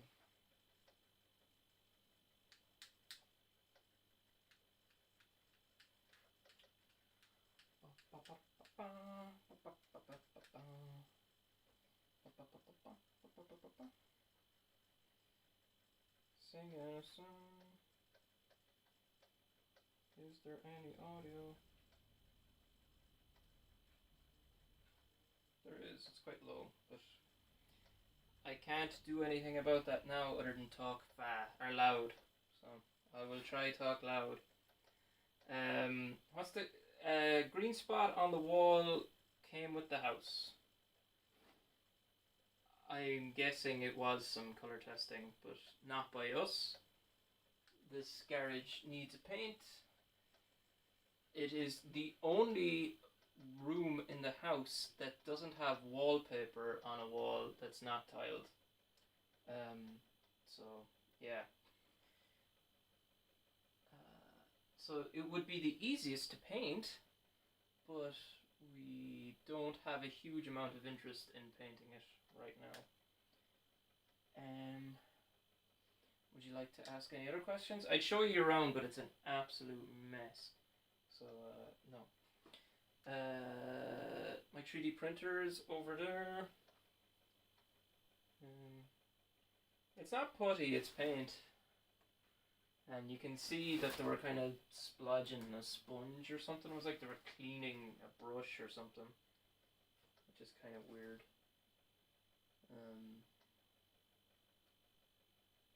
Yeah, as far as I know, it's just different layers of paint on top of each other. I don't know if you can see that. It's doing its thing.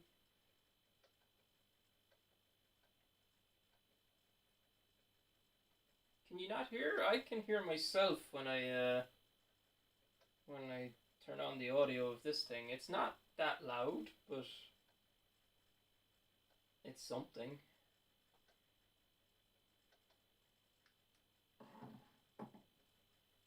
I'll type. It's paint.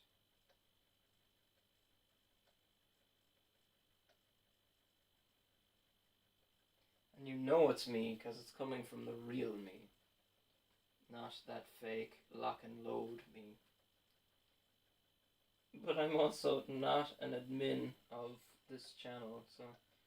Oh, and I went on a bit of a runaway there, but it seems to be sorting itself back out. That is heat insulation around some pipes. I don't know for what. Well, that is the home heating system, like the radiators. I don't know. Yeah, you could actually ban me, Dave. That would be an abuse of power. Let me ban you real quick.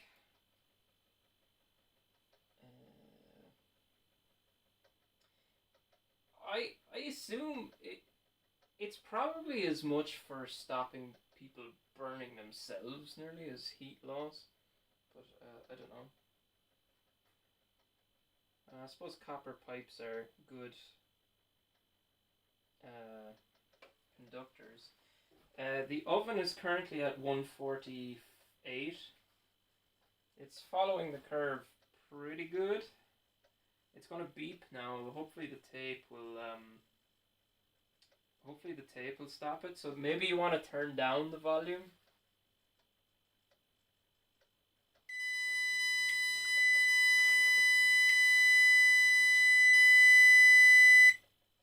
So I'm going to open the oven very slightly.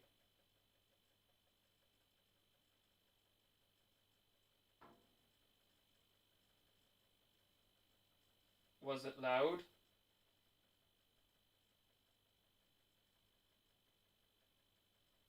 I have tape over the the buzzer, see ya? Because it was so loud the last time that I deafened E.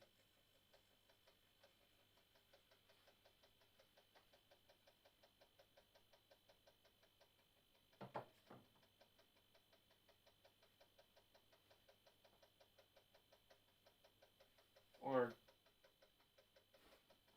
okay, well,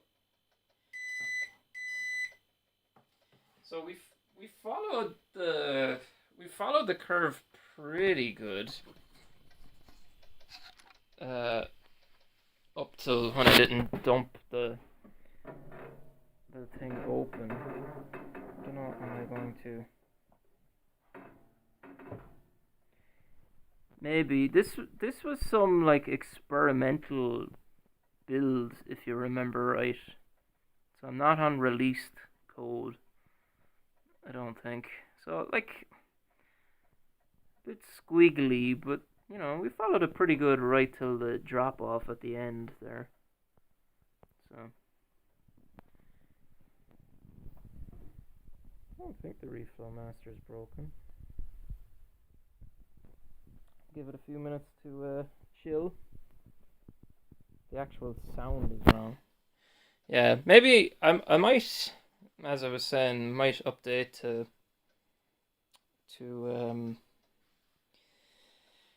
the latest code and see how we get on.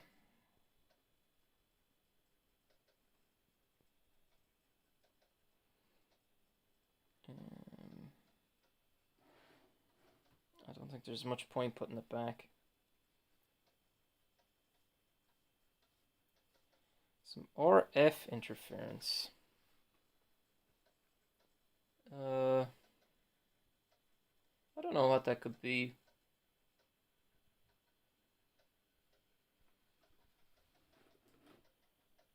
The modem's in the same room, maybe? The Wi-Fi modem? Not sure what else it could be. This is just a simple reflow master. Yeah, the jittery curve doesn't bother me a huge amount if it reflows.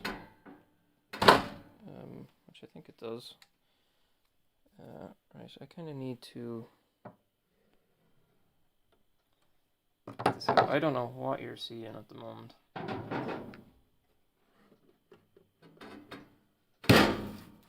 Bonk. Turn back on phone so I can see.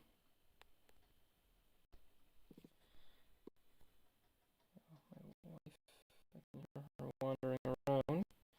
Okay.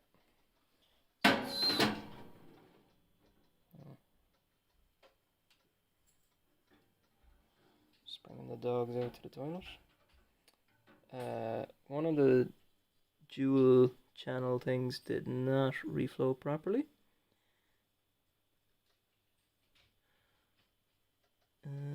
And the USB-C connector on the bottom one is awful. Top one's not so bad, but there is a bridge on it. So let's put it up there. Oh, mittens. Does somebody have mittens? Do we use mittens now? Right, I'm gonna bring this back upstairs on its little plate, and I'll see you up there. So I'm just gonna mute myself and put you in my pocket again. Bye.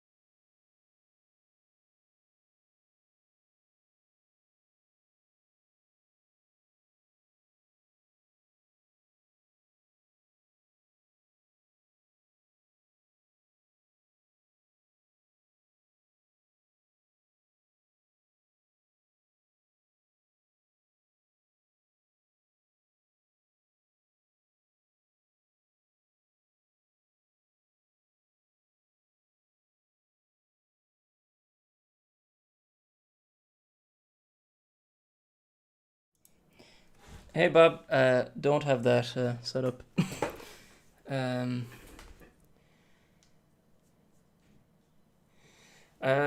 No, I didn't do anything other than just use the profile for the ultra low temp paste that you provided. It works pretty well. Disappoint. Black. Yeah, black works perfectly. You can have any color you want as long as it's black. Okay. Let's have a little look-see here. The top board's pretty decent. I see a little bit of rework needed on. Use the mid-temp one if it's black. Oh, really? I'm trying to get. Trying to get OBS big enough that I can see it. I'm sorry about the waviness. I think my webcam is doing something funny there. That's awful.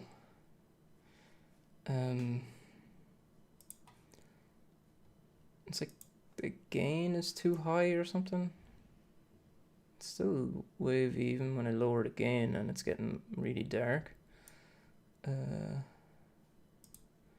Exposure too high, maybe. It's even worse. I don't know. These webcams, I used to love them and now I hate them.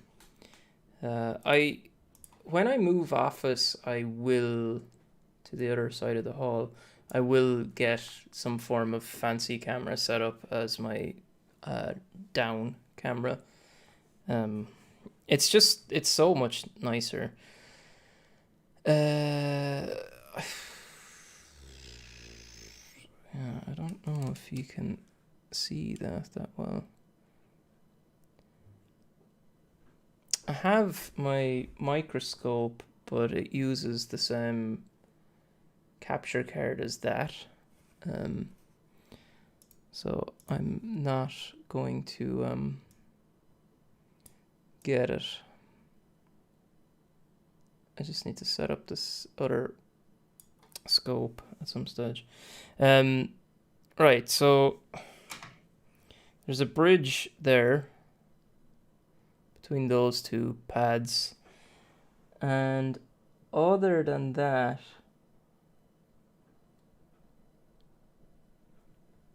this looks pretty good.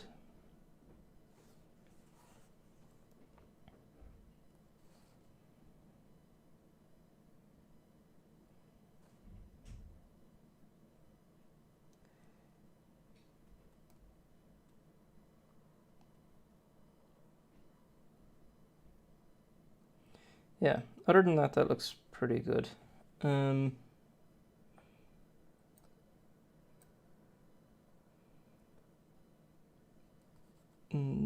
That's nothing to write home about. The ESP32 on this one, sorry, looks pretty good. That's shagged. We'll need to redo that. The USB connector is shagged, so also need to redo that. Other than that, it doesn't look too bad. So those two things, that one and that there. So yeah, I think for the USB-C connector, I think flux and possibly my iron is the best way to do it. Maybe hot air.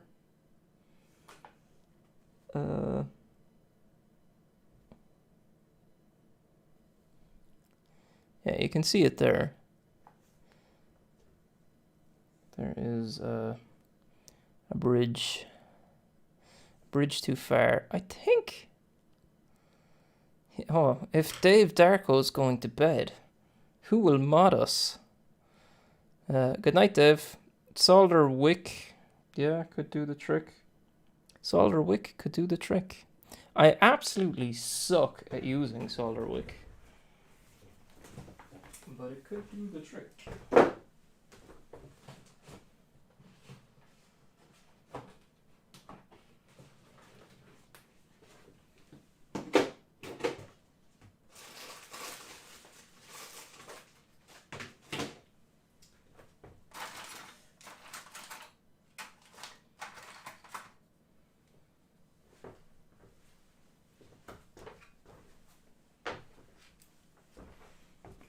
Not sure where my reasonably sized solder wick is. It must be on my desk already.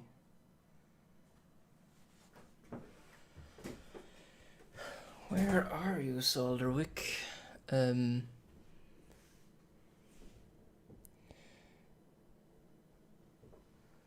Solderwick. Let's clear some of these components off, because I don't need them anymore.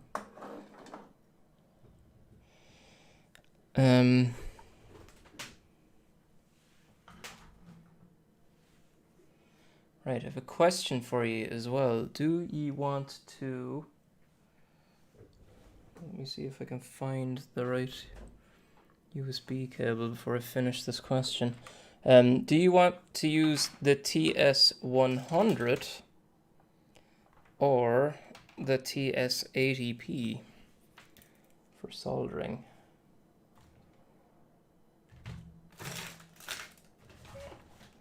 I still don't see my actual reasonably sized braid. So if I don't find it in the next few seconds, we'll be using 2mm braid, which will not help in my adventures of using braid. Yeah, I don't know where it is. Braid. Yep, looks like we're using 2mm.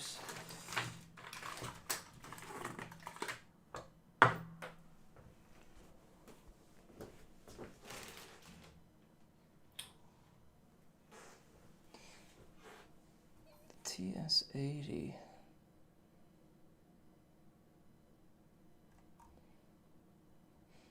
I've only seen one mention of soldering iron. Don't braid, add flux, hot air it off and back on. It's only a single bridge though. Like I even feel like if I tip it with the soldering iron, I'd nearly get that. I know, I'm sorry that the colors are kind of, like it's only one. And one of the pads is fat. Yeah, I don't switch tips ever, nearly, so switching tips is not a big selling point for me. But see, I have the flexible cable now that if you saw my TS100 or TS80P video that I felt was sorely lacking from the regular version, like not the one with the power supply, but that came with my that came with the hot plate, which, and I really don't think it's needed for the hot plate.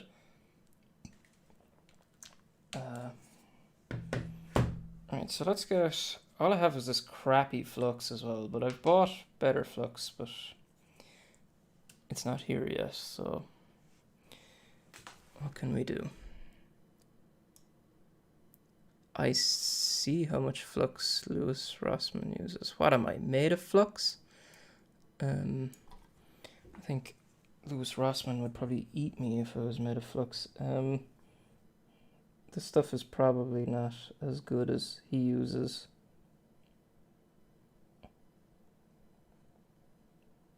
Get in there.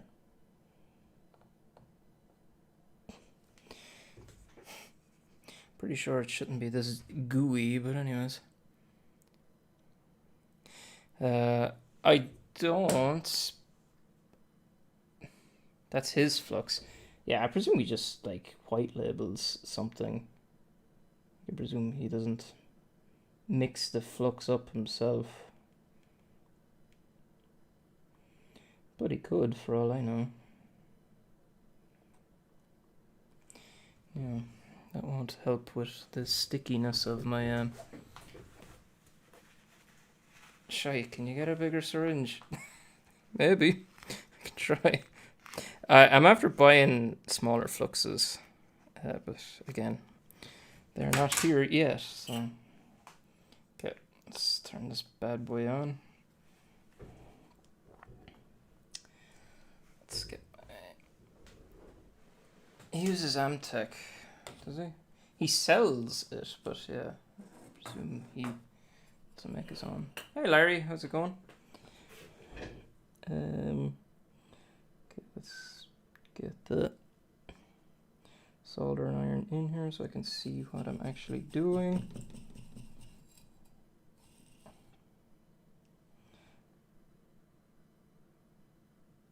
Come on, flux, go away. Come on, go away. Now we're ready to party. I don't know about that.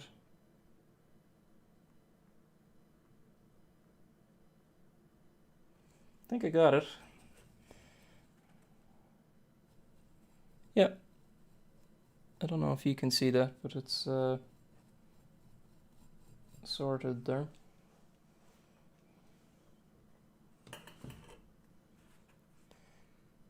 Can you see that?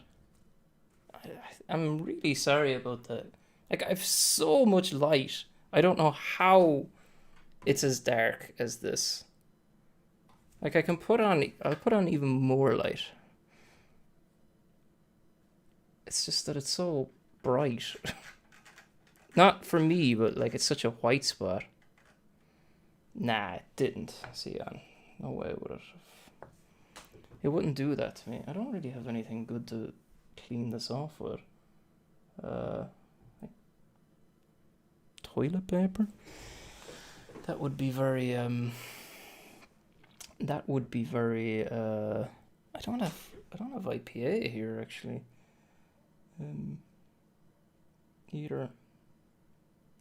I have a brush I can use to just scrub this off, maybe.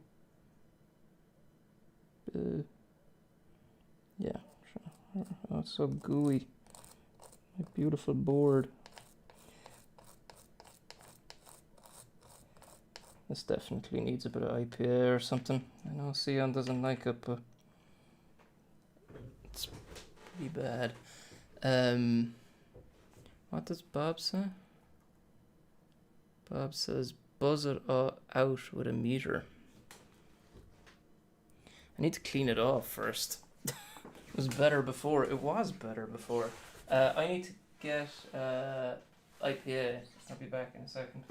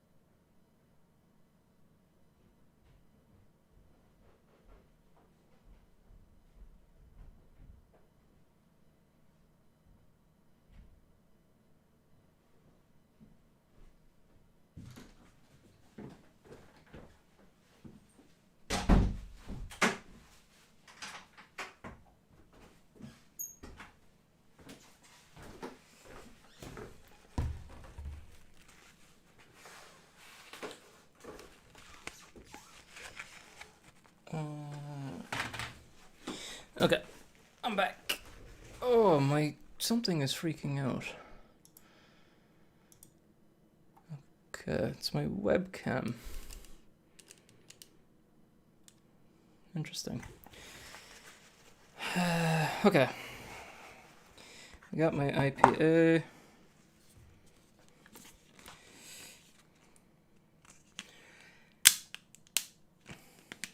Fresh IPA.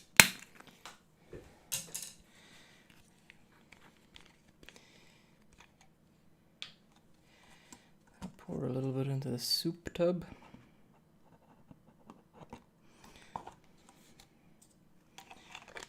It's probably gonna melt. But it'll do for now. Oh, phone nearly fell.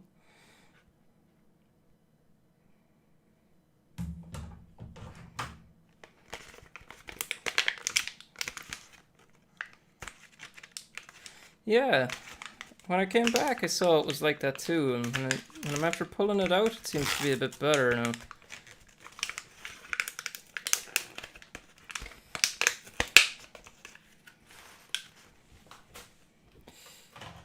Right.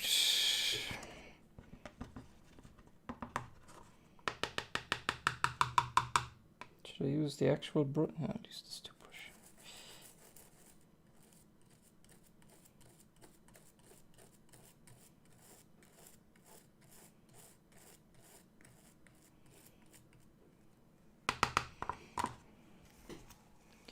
Okay, I don't know if this is the right drying implement for the job, but I'll just dab it off with this first. We hit it with a bit of hot air, not that hot of air, just to dry it off a bit.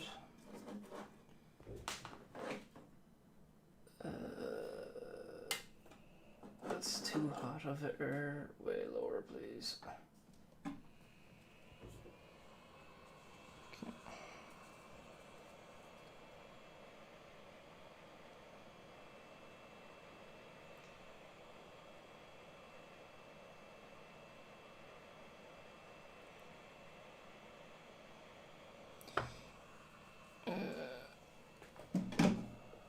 Okay. Oh, why is there like a perfect shine exactly where we need to be? Okay.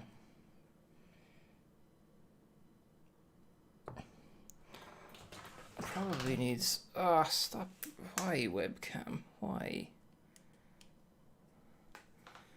Why would you do this to me? I really need to sort out my lighting and webcam situation. Oh, why webcam? Static is back. Yeah. Okay, I'll leave it at that for the moment. Okay, so we want to beep it out. New multimeter is on its way to me too, because this one has been a little bit flaky recently.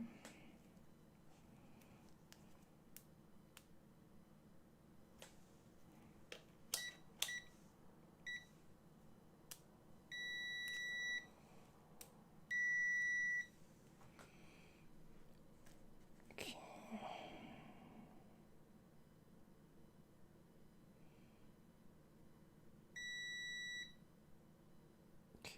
no beep there. No beep there.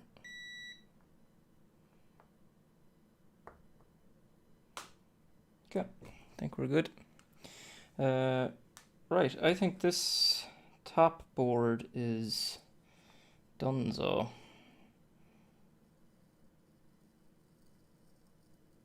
Bit worried about that USB there now.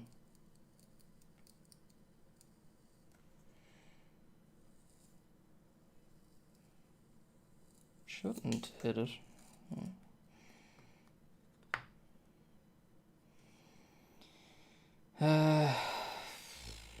Okay, I think flux, hot air, take it off, put it back on. I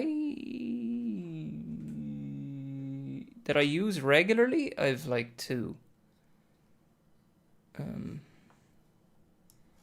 But I have a 3rd one on its way, so okay, I think that one's okay. Should probably like finish assembling this one before we fix this one, right? Because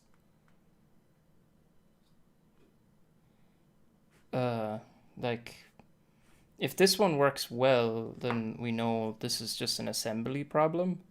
Like I need to fix the USB-C and I need to fix this thing, but like it wouldn't prove that the design worked any better, if you know what I mean. So I might just move on to assembling the rest of this, which requires me to go downstairs again, probably. No, I could just take I could take the components from a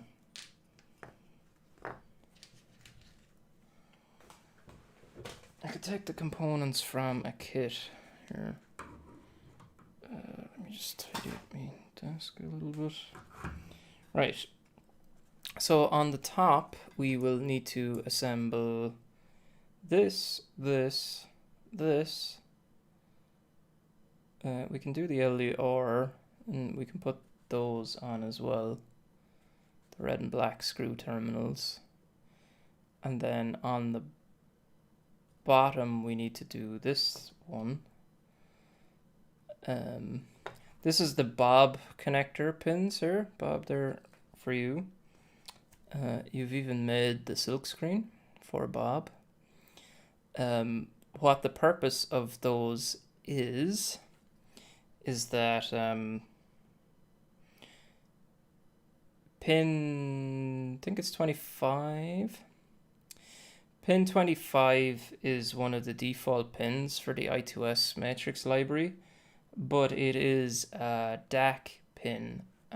Bob wanted a DAC. Both DAC pins are being used by the I2S matrix library, and they don't need to be, but like for the majority of people, it makes more sense to just use the default pins. So when they're using the library, they just do display.begin, and they don't need to pass in custom pins or anything. But what this is basically, what you can do is you can cut, if you see where that white line is, or white kind of, there's a bump there and a bump there, there's a trace in between them, and if you cut it, that separates pin 25 from where it's going, which I think is this one here, or 1, and it uses pin 33, I think, instead. So that's pin 33, so you can just solder bridge it across then. And so if you do that, then pin 25 is available to use as a DAC or whatever, so you can connect to it here and have some audio coming out of your projects. Maybe if I stick this, if you cut it, we'll call you Bob.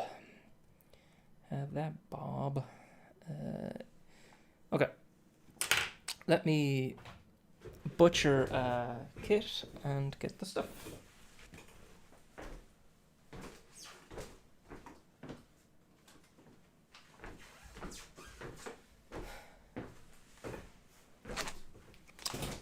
Okay. See you at the shampoo. Okay. We don't need most of the stuff in here, but we do need some of it. So this is the header that comes with the existing I2S kits. We're not going to use that. That's rubbish, trash. Throw it in the bin. We are going to use both of these things.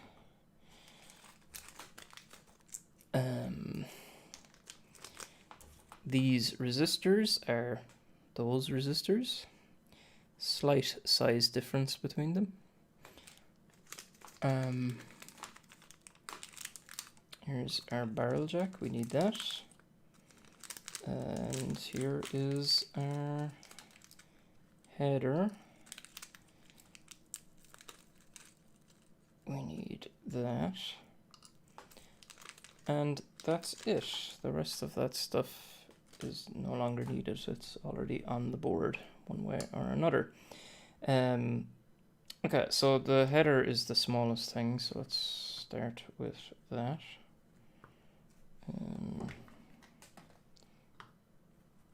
I need to cover the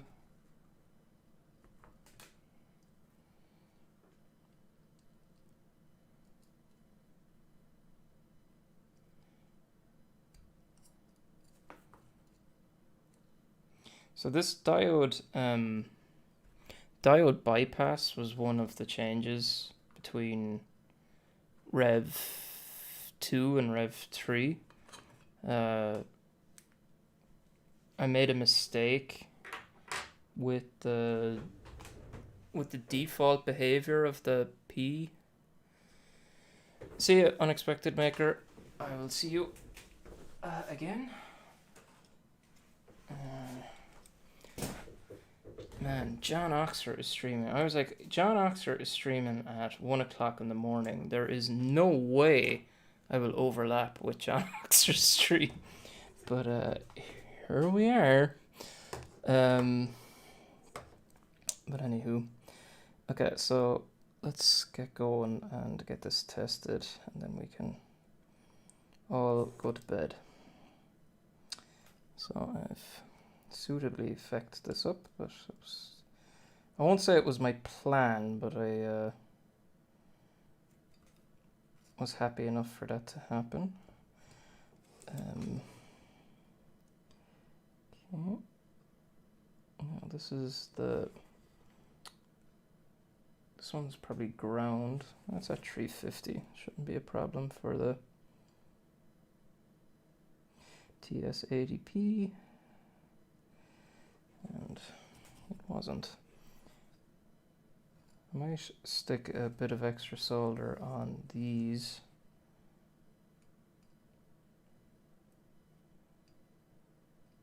So they're done with the paste, but I don't know. I don't trust it. Okay.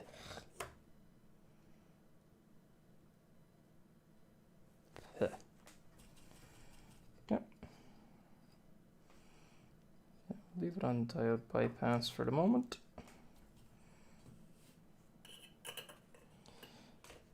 Next tallest thing is pretty close, so it doesn't really matter which one I use. But we'll do this one. So again, hey Quindor. I have a big fume extractor in there, but it'd be way too loud to use it at 1 o'clock in the morning with the kids next door. So I have my window open, if that helps. Yeah, like it's incredibly loud. It's like a big fume extractor. I probably should get like a little small desk one for scenarios like this.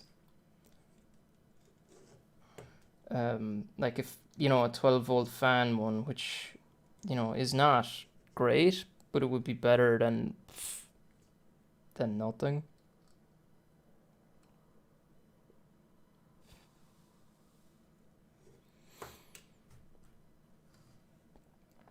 Yeah, well, you see, I shouldn't be in the room next door to the kids either. I should be in the room across the hall, but that's a different story. Okay, that looks fine. Right, so these red and black ones are the next thing. This is a new feature for Rev 3 as well. It's basically just serial pads. I just thought, like, the serial pads pins aren't really used for anything on the Trinity itself, like obviously other than programming and stuff. So I said I'd break them out in case there was some reason to like connect to something, like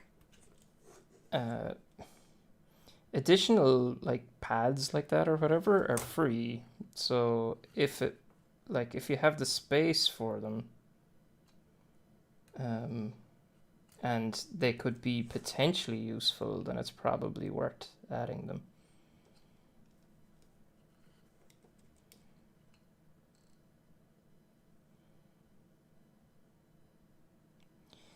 Come on. There we go. Let's put the fat part of my iron down on the pad.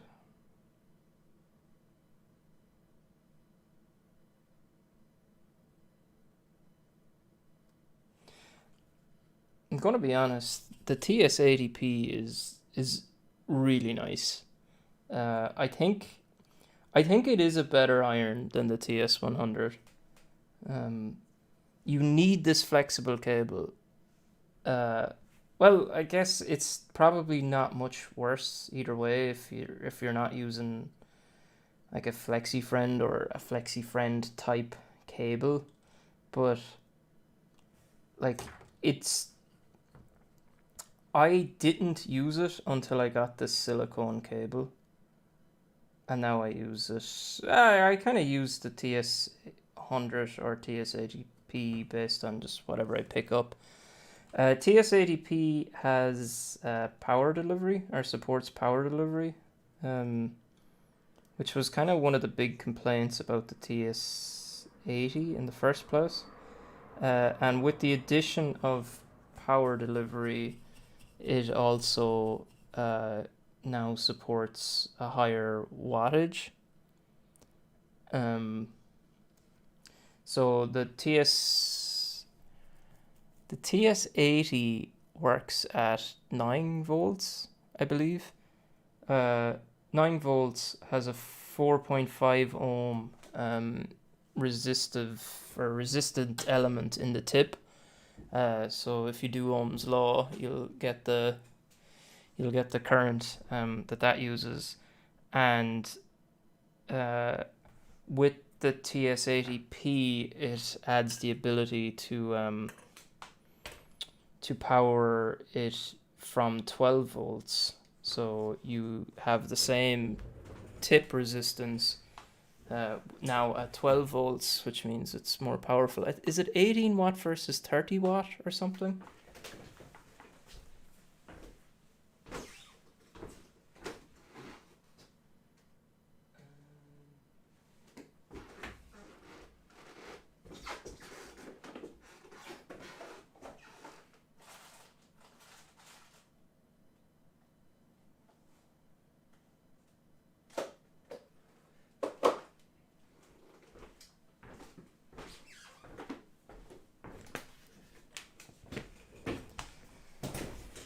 See this connector? It's trash. This is the new one. Yes, there is a pine sill.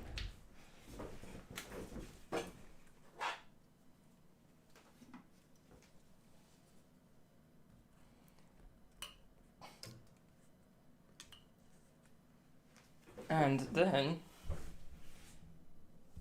that is my collection of soldering irons. I have never turned this one on.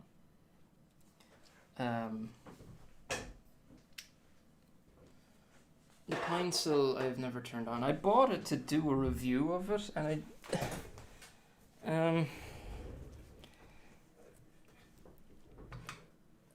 I won't say that my TS80, like the TS80P video, I felt like I kind of brought something new to the table with the review. Like, I felt like I was answering questions that I'd want to hear about, but like the video didn't really do all that well. So then when it came to the other solder, like I'm not an expert at soldering, so nobody probably cares a huge amount what I think about soldering irons, or you know, as in I don't think I have. I don't know if I have like the knowledge to offer people or whatever around soldering irons, so I kind of gave up my career as a soldering iron reviewer.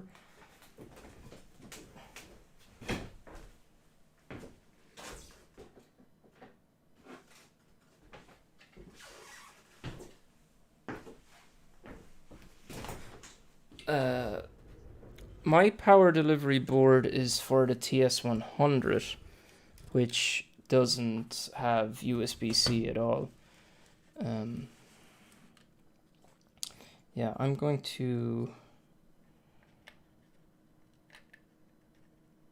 maybe I was going to plug it in there, but maybe I won't, because I don't think it actually I don't think it sits in that well. But yeah, so this is my new one. This has got a keyed connector on it. You can see it's got two like blank holes there on either side, and that the difference between these two connectors is this one has the correct amount of pins and can be inserted into the board. I need to be careful not to melt anything with my soldering iron. Can be inserted into the board, and that works fine, but it can also be inserted in offset. So you can see there's two pins exposed there, and there is also nothing stopping it from being inserted in the completely wrong way. But this one can't be inserted offset because it is as wide as the connector, and also can't be inserted the wrong way because it's keyed. So that is the reason behind the keyed connector. I found 100 of them on AliExpress and bought them. And I also worked with MakerFabs to find a source of them. So when I get assembled by MakerFabs, we will have this fancy ass connector. Now, one thing I'm worried about is when soldering these in the middle with these big high things all around them is melting it. So I probably should have soldered this at some stage earlier. I also can't really see when it's lined up. Probably should have better silk screen. Okay, I can't. I know it's black, so it's hard to see, but like there's nothing indicating to me where I am in terms of the silk screen, but I'll just have to assume that it's okay.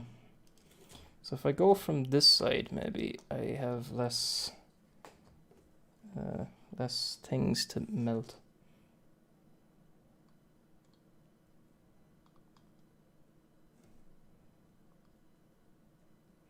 The pins are kind of bent, but it doesn't really matter a huge amount, I suppose.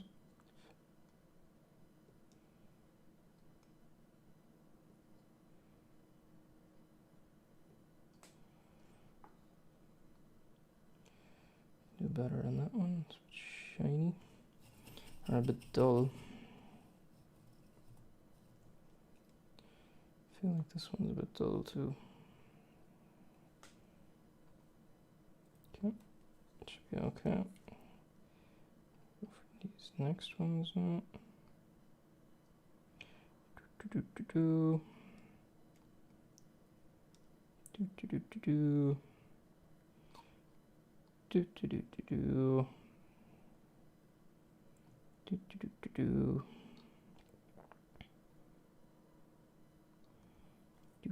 Do. Right.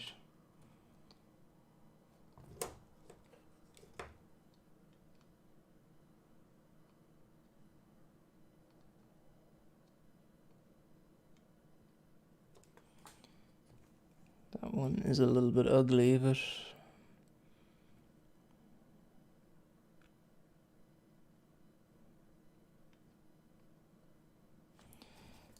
if I keep hitting it with a soldering iron, eventually the pin will fall out of the connector, so I don't want to do that. Actually, that'll do for the moment. Okay, so there is a Trinity. If it works. Oh, we'll do the LDR as well. Hey, Frank. Yeah, still going. Because I suck.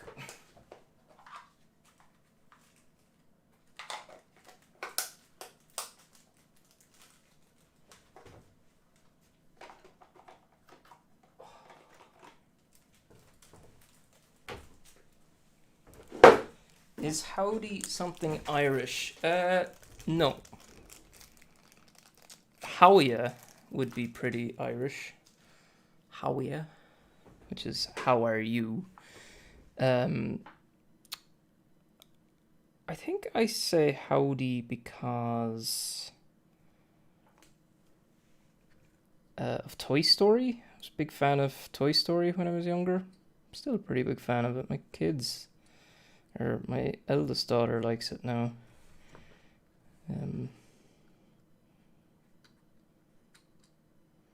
It was funny, like I used to watch Toy Story a huge amount when I was younger. So I'm gonna solder this weird, and I'll explain why in a minute. And I'm probably gonna send out the kits without this soldered for this reason. I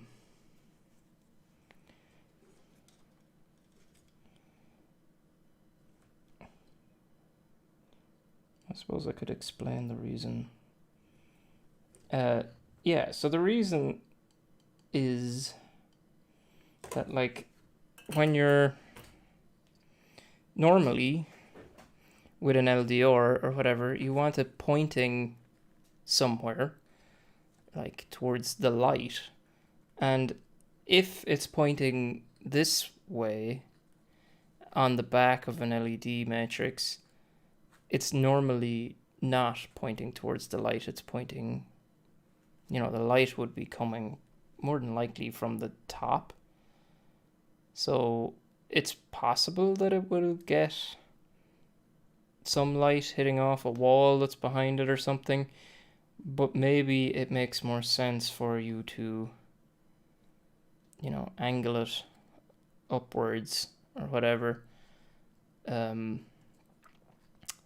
Or, if you have the thing in a case, like maybe you would want to, like route it outside the case, with wires or whatever. So I think it'll be there, but I don't think it'll be soldered by default. The LDR is, that's its intended purpose. It's connected to pin 35, which is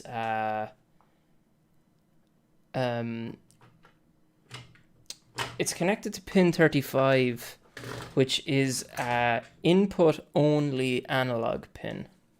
So it will work with the LDR, and you couldn't use it for an output anyways. So yeah, it will be for ambient measurement. Like, there's no reason why you couldn't connect it to one of these pins down here. Pin 34 can also be used as an analog pin and is input only. But what this one has up here is it has the other, so to use an LDR, you use it in a voltage dividing circuit. So, like, what is it? Or, yeah, for a voltage divider, what is it? R1 plus R2 over, R1 over R1 plus R2 gives you the voltage that's dropped across that resistor. So if, as the resistance changes on this with the light changing, the amount of voltage dropped across it will also change.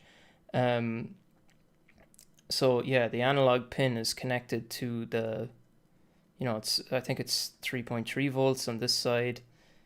the analog pin is connected to this side, and then that resistor is connected from there to ground.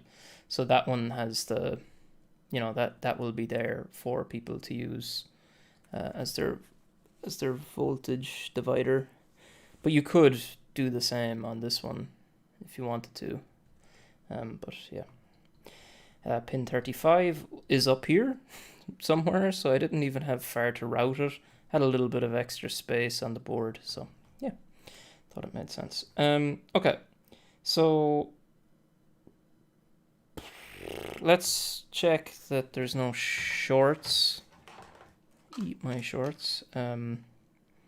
And then we can plug it into my computer. And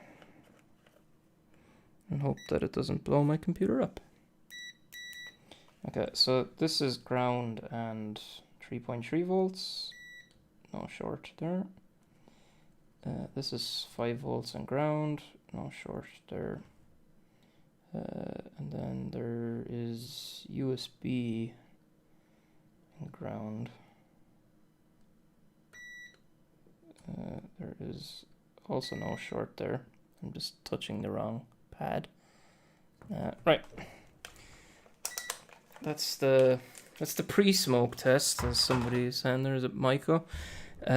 Pre-smoke test. So now let's get smoking. I need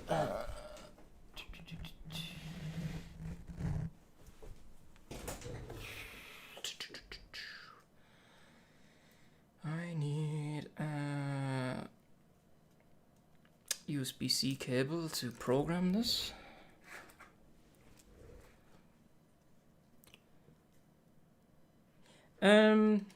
No plans at the moment, Larry.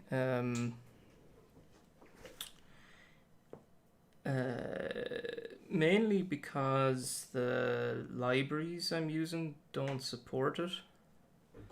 The component amount isn't really a huge deal for me.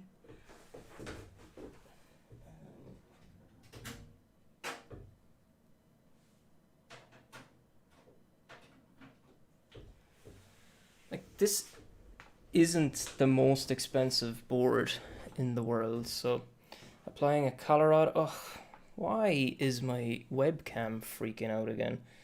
So static again, yes.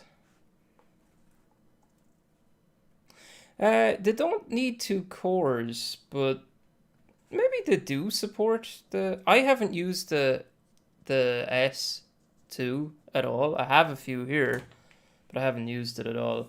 So maybe they do. I don't know. It does it when I leave. I'm gonna plug out my soldering iron with the hope that I don't need it anymore. Maybe it does work, so I presume the S2 supports I2S or whatever, so yeah, maybe it does work. I don't have any interest at the moment in doing it either way, because the component cost going down isn't enough of an advantage for me, and the second core is pretty worthwhile for me. Pink LEDs with 10k resistors are not that bright. That's probably okay. Not a big deal. That's about what I'd expect the ESP32 to be carrying on its own. So let's blink this bad boy. Do I have a blink here? I have a blink.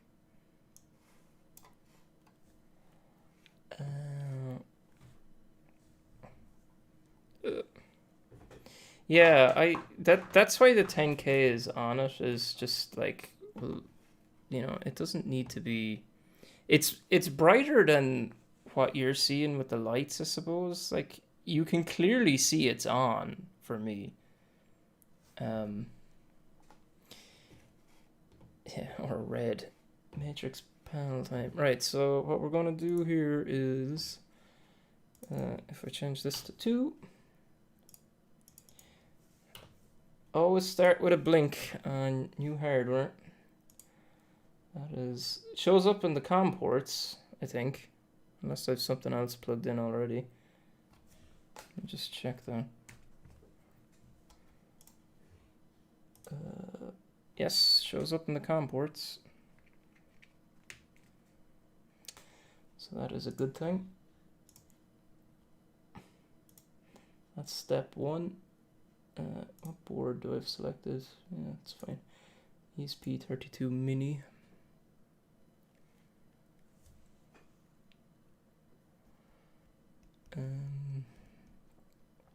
So we're just uploading some stuff. Let me get a video capture device, add existing desk cam, but let's make you way smaller and put you up here. I don't know if you can see that now with all these lights, but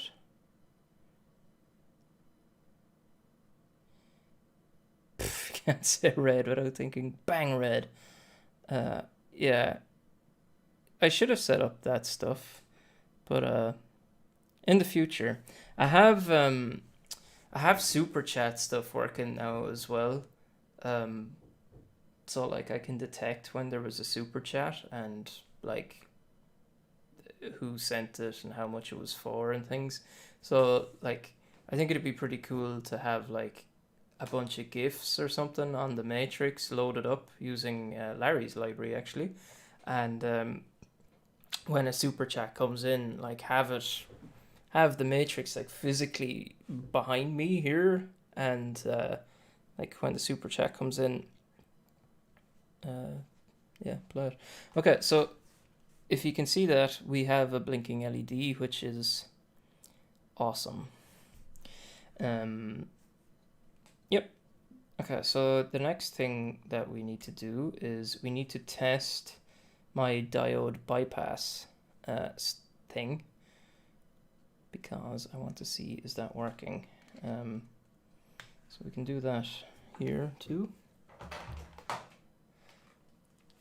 Let's move back to Desk Plus Me. It's alive. It is alive. Okay, so let's measure. So diode bypass is on at the moment. So let me just measure. Can you see that? No, you can't.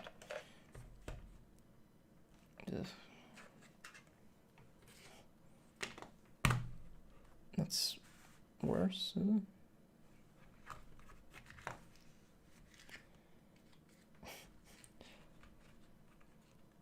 There. Okay, so let's just measure. Stop falling away. Let's measure 3.3 volts, hopefully. Yep. Now let's measure 5 volts. Okay, so that's diode bypass enabled. Let's remove the diode bypass switch.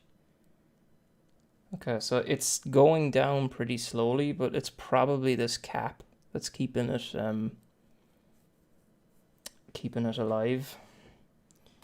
Like I guess if I put a resistor there, or not a resistor, LED or something, I presume it would just fly down.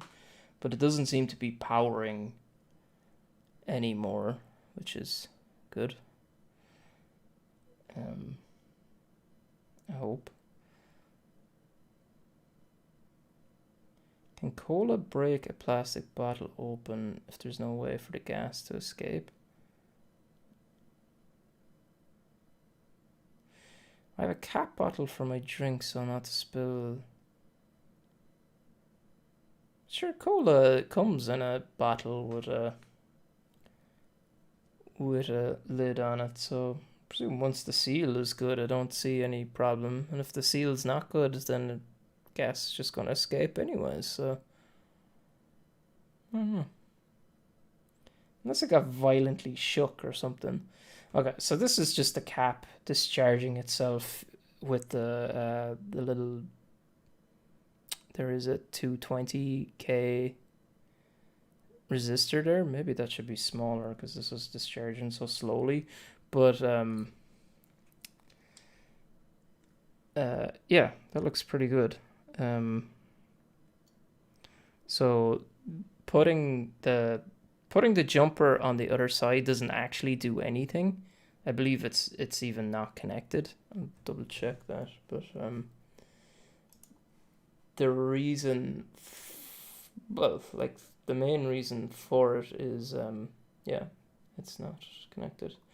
You can see it there. The main reason for it being there is at all is so you've somewhere to put your jumper. Where's my jumper? Physically fits there fine. Okay, all good. So let's leave that off for the moment, and let's put let us put the original traffic light sketch on it, not the YouTube nonsense one. I'm just going to go back to desk for a second because I have a lot of API keys and stuff floating around. Okay, LG monitor share. Right, so this was actually me testing your change Bob. So I need to comment out, use custom pins. So it'll use regular begin.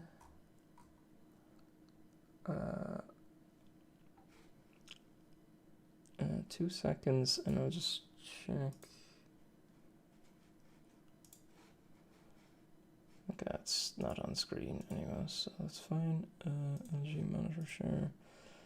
I'm just making sure that the library is set to be a 32 height matrix panel, and it is. Okay. Right, so first thing I need to do is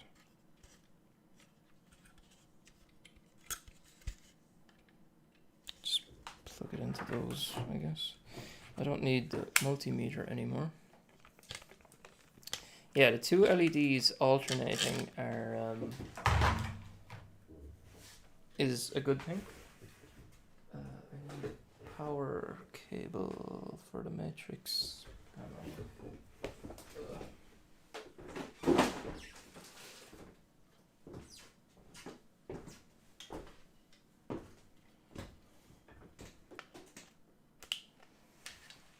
Okay. Oh man, I'm looking forward to my cot.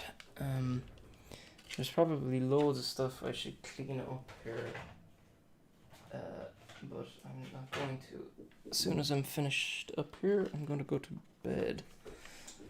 Where are my...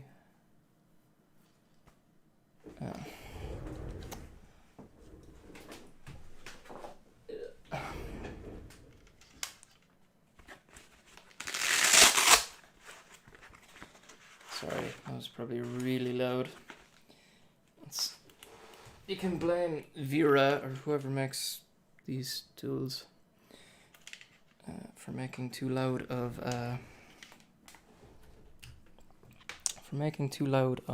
Velcro.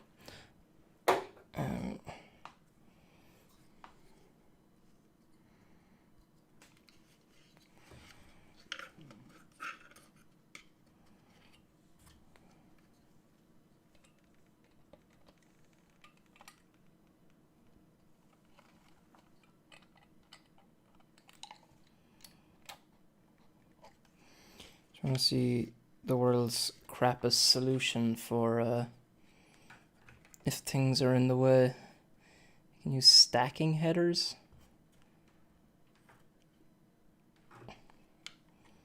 Not the recommended solution, but it's actually not as bad as you think it would be.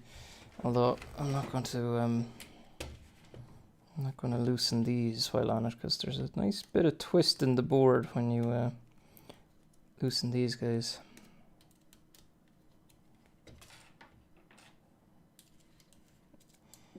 I guess I don't really need to be showing ye code. Yeah, it works pretty well. I have a better solution for it too, but that is by far the cheapest solution. I'll show you the better solution now in a second.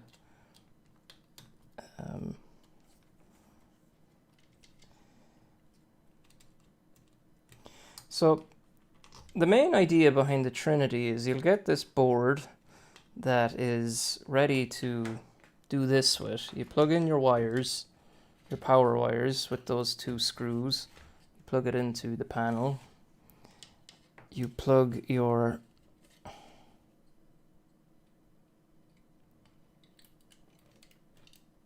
it into your matrix panel, ideally not using stacking headers, but you can if you want.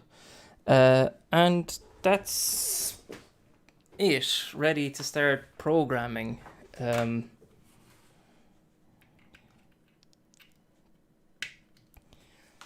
So that is the beauty of it. The LED panels are like, yeah, you can buy them. They're called Hub 75. You can Adafruit sell them. You can get them on Amazon fairly regularly. I normally buy them from AliExpress. They're about $20. Excuse me. Right, there's nothing really I need to change here. Yeah, Hub 75 is the type of panel that they are. I really like them because like I like LED displays, but my problem with the LED displays is that, like, building the physical structure of them. Like if you want to make a display using yep, board is powered up, currently blinking away there. We're just testing it on a matrix panel now. What is the price of the Trinity for me? I don't know. I think ballpark it's going to be about $35. I don't know that isn't working. I don't know the exact costing yet, because I haven't got an exact quote off MakerFabs. Like, I got a quote for an earlier revision. It's changed a little bit since that, and parts are probably getting more expensive by the hour, but $35 will be there or thereabouts. Yeah, audio visualizer is something that is on my hit list with them. I think that would be incredibly cool. My plan for that would be that this this is going to be an add-on section, basically. So like here is an older version of a nunchuck add-on. So you just slot it in there and you can plug your nunchucks into it. Here is a SD card add-on. So if you wanted to load some GIFs or whatever onto the SD card, read them back out. It's the same size as GY521 accelerometer.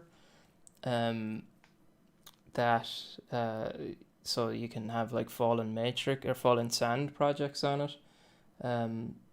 Yeah, so adding an I2S input here would be, or adding a line in input here would be real cool.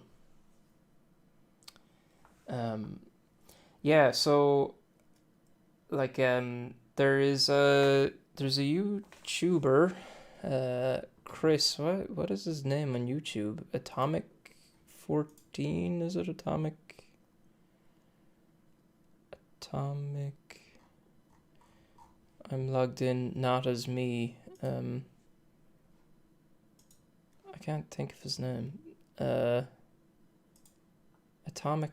I can't remember. He does a lot with I2S audio, so I need to kind of just go over his stuff. He's even built some I2S audio, like visualizers for other screens. So it would just be a case of seeing if I could port that. No, the one potential problem is that the library uses I2S as well. So, yeah, I think it's a top. Like, Sion made a video about him a few weeks ago, giving him a shout out. I think it's Atomic 14. Let me just. His name is channel growth. New video alert. Not sure if he's made a video in a while. Chris is his name for sure. Atomic 14 is his YouTube channel.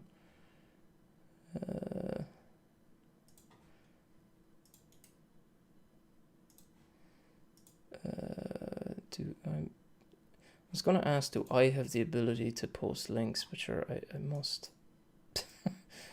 I'm the god. Okay. Let's chatting more splatting. Now, the way my webcam has been working, this is definitely gonna freak it out. So just be warned. Okay, so nothing, which is what we'd expect. So if it should be low enough power for the, we flip that over and hey, look what we got. That's okay, Michael.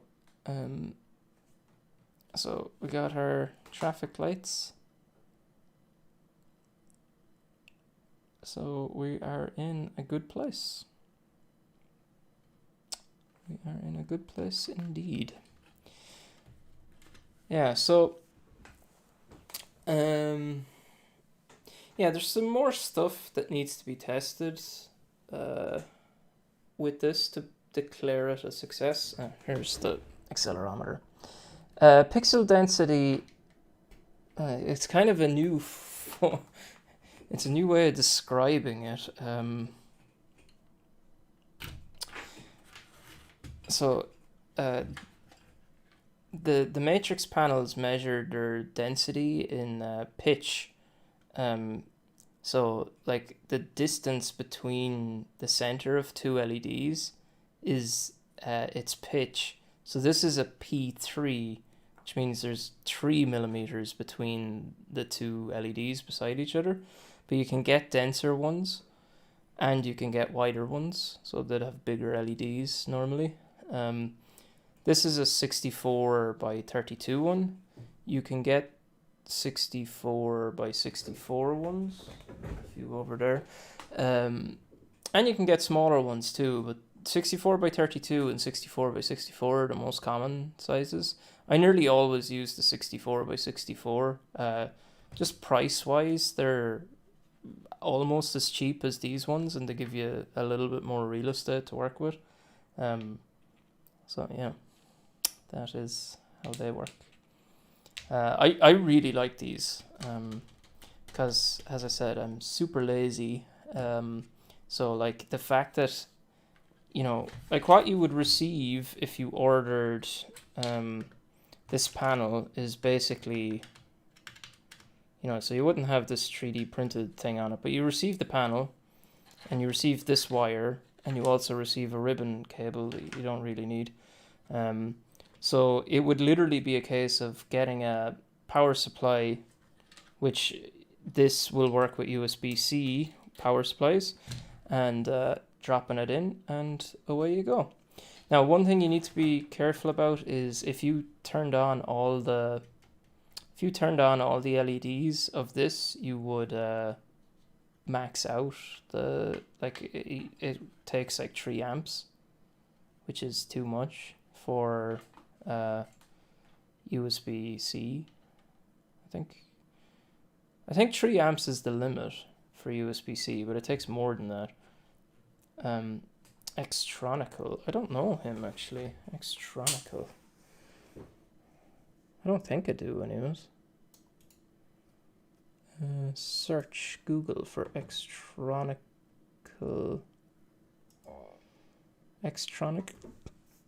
electronics programming and more.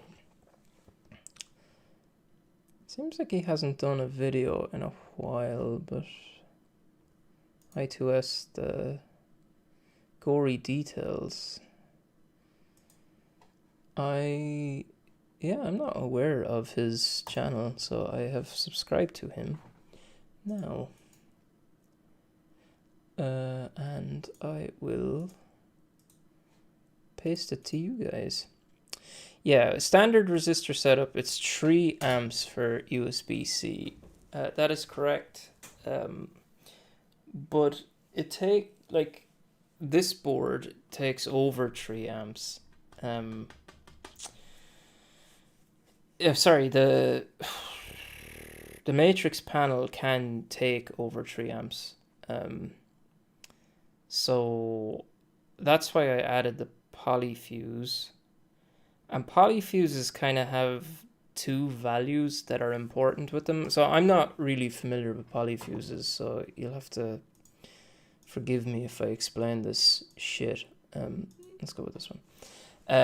Polyfuses have 2 values that are important, and I've written them on the back of my PCB. There is a hold value, which is the the hold is basically like a guarantee that it won't trip at this hold value, and the hold value for the polyfuse I'm using is 1.5 amps, which is kind of low on the USB-C side of things, because as Quindor mentioned, they can do up to 3 amps. But the problem is that the trip, which is the max that this fuse will go to, where it will definitely trip after that, is 3 amps. So you could get a polyfuse that has a bigger a bigger hold value, but then it would also have a bigger trip value. So that means that you could potentially run into a scenario where it will draw more than the power supply is able to provide it for some amount of time until it does trip. But it's not a guarantee that it'll trip at that value. So that is why I've picked this one. Yeah. So I think it's the right value, but I don't really know. But what I have done for people who are more confident or whatever is I've added the ability to bypass the fuse. So you can just, solder those pads together, and that will basically take the fuse out of the equation. So if you're kind of like, hey, I've got 2 amps, I've got a project that's 2 amps, and the polyfuse keeps tripping, but like my power supply can do 3 amps. So yeah, that's hardcore mode. That's like, I know what I'm doing. I'm bypassing that fuse. But I think that's an okay compromise.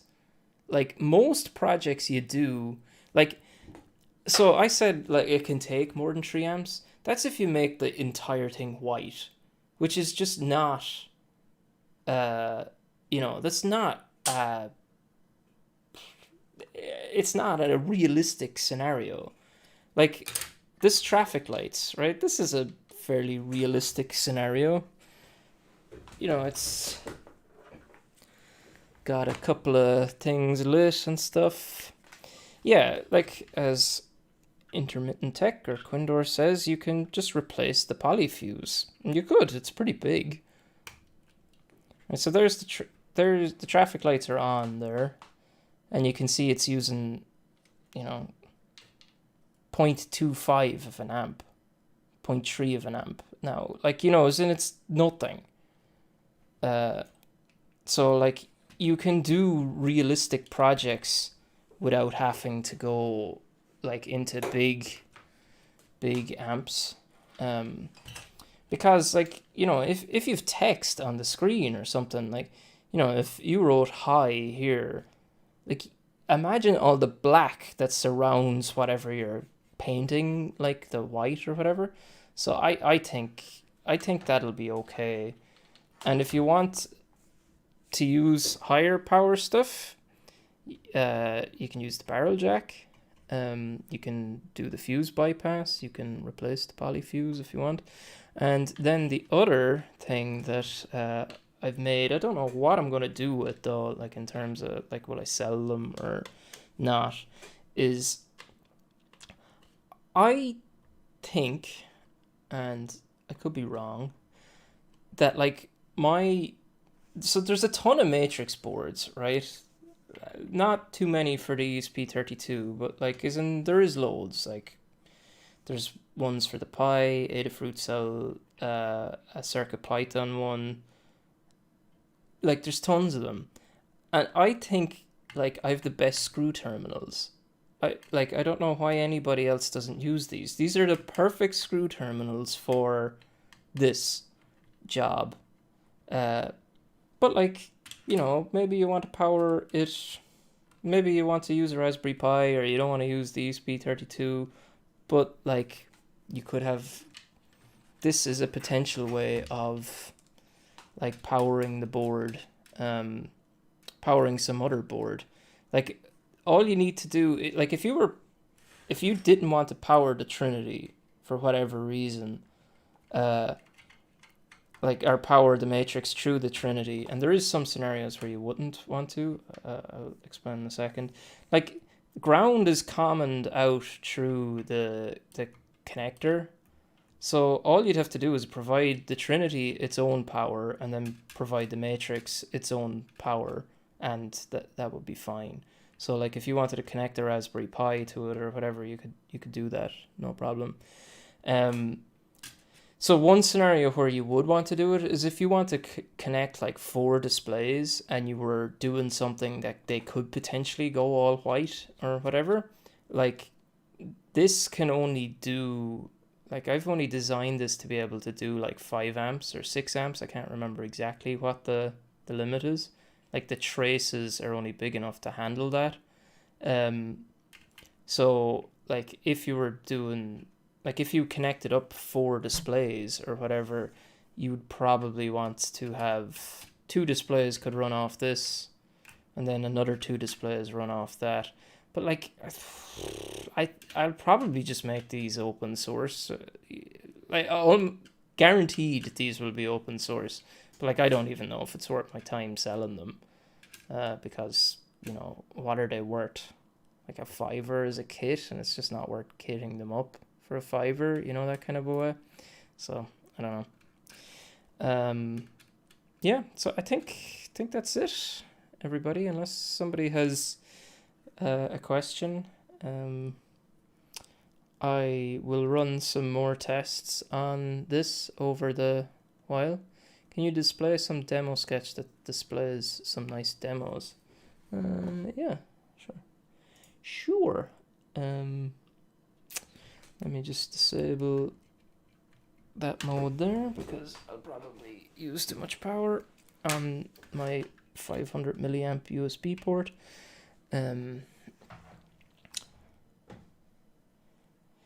Make 100. I don't sell that many of the main board. Like I guess the Trinity may open the door for more people. And like I thought I was doing okay in terms of selling things until like I heard what you were selling, Gwindor. Like I'm not at the same level as you. Like not even, I don't think I'm even in the same solar system. I was wrapping things up, but Michael wanted a demo, so I'm gonna put the demo on because it's literally one of the examples. Hub 75. It's the pattern plasma Aurora. Aurora. You sure will.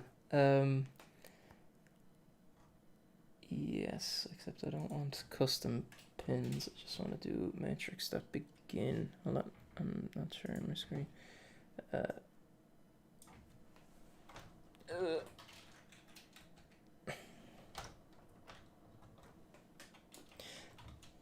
So I'd say we will talk. I'm actually very curious to talk to you about your process with stuff. But like I'd say in total, I've probably across the different matrix boards, I've sold over 1,000 of them, which is a lot, but that's over years. Yeah.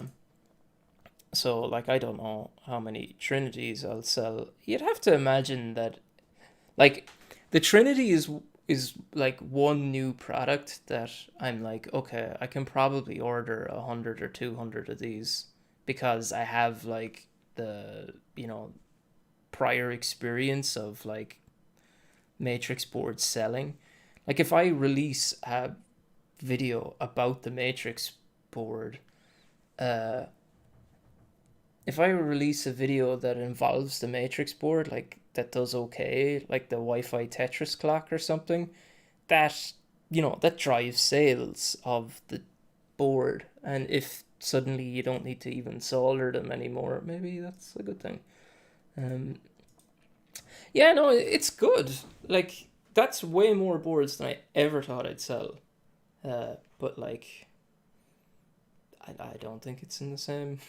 I'm not looking to reduce the amount of days I'm working. Let's put it that way. It's not. It makes enough that I can like buy stuff for the channel, but I'm not really earning anything. I don't know if that makes sense. It's kind of I don't know. It's a hard thing to talk about. Not I'm not like bothered about talking about it, but I don't know. I feel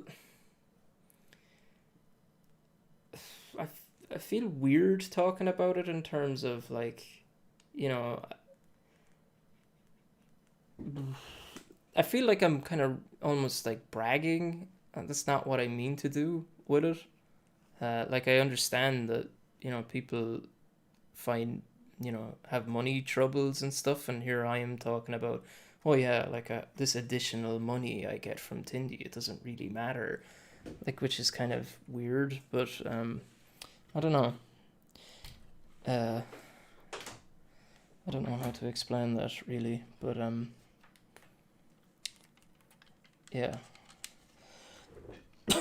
I don't know how to explain it, so I'm just gonna tailor it off and yeah, like I don't mind talking about it. Like as in I wouldn't tell you how much I make from my day job, but I would potentially make a video talking about how much I earn from YouTube and stuff. That wouldn't bother me at all.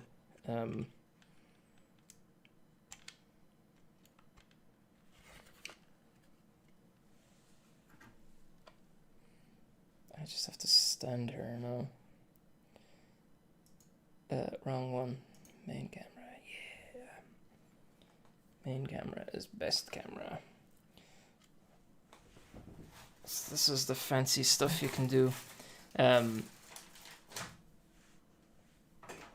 Like I thought it might be kind of cool as well for what I don't know where's the best place to bring this now. For the YouTube stuff, if I had like one of those behind me and the chat could change these.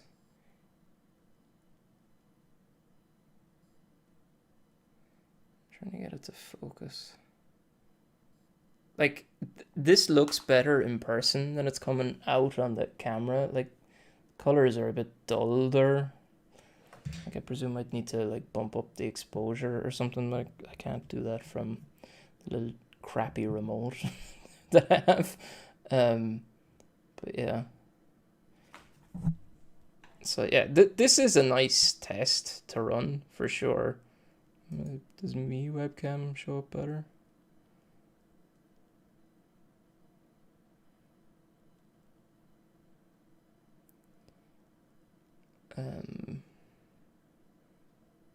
Yeah, like this is pretty cool. Like this is out of the box, like a demo for the I2S matrix library.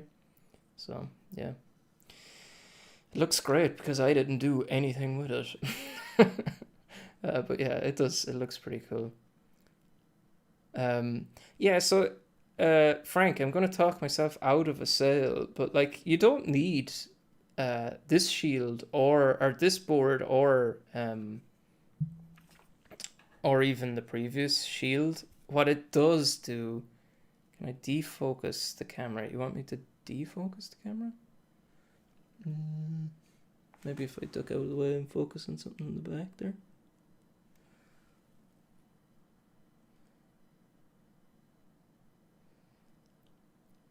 You have to buy a 3-pack. Yeah. That's actually, yeah, I could make a 3-pack option. Oh, that kind of diffuse thing was pretty cool, wasn't it? Yeah, the support the environment, buy a 3-pack. Yeah, my arm's getting tired. Yeah, but like this is basically an ESP32 plugged into the matrix panel. Like you could achieve the same thing with DuPont wires, but the problem is that it's like 15 DuPont wires or something. Like, you know, it's or whatever, you know, it's not super straightforward. Like, sorry, it is straightforward. It's just cumbersome. And it also provides a much better way of powering the board. Which is kind of a problem for if you do it directly. But like again, it's super fine. Yeah, like I think, you know, like say you should use a capacitor when you're powering these things, and this board has that, and you know, just kind of small things like that. Now there's the quality of life things like the LDR and oh, another thing that it has, actually I didn't show you, and I can show you real quick, is it has a touch button now. Desk plus me. They're kind of covered by shine, but there's a touch button there and there. And I should have one. What did I save it as? Trinity Touch, maybe? No, why would I call it Trinity Touch? That would make way too much sense. I've opened too much stuff.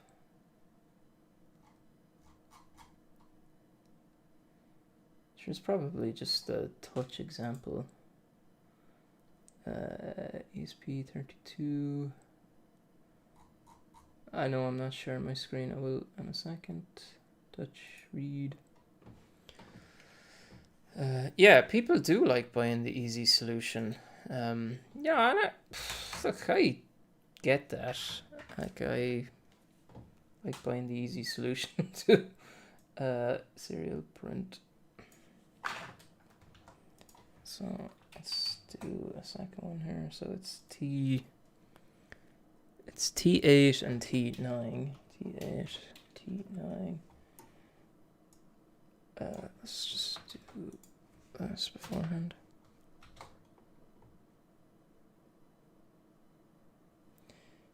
That's good to know. I need to play around with like manual exposure. It's up there, but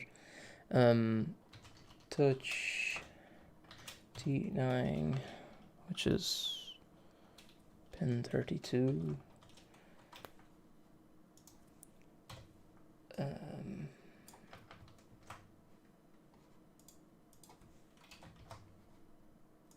touch the edge, just pin 33. Yeah, that's fine. That's fine. Upload, please. It'd help if I plugged the board in.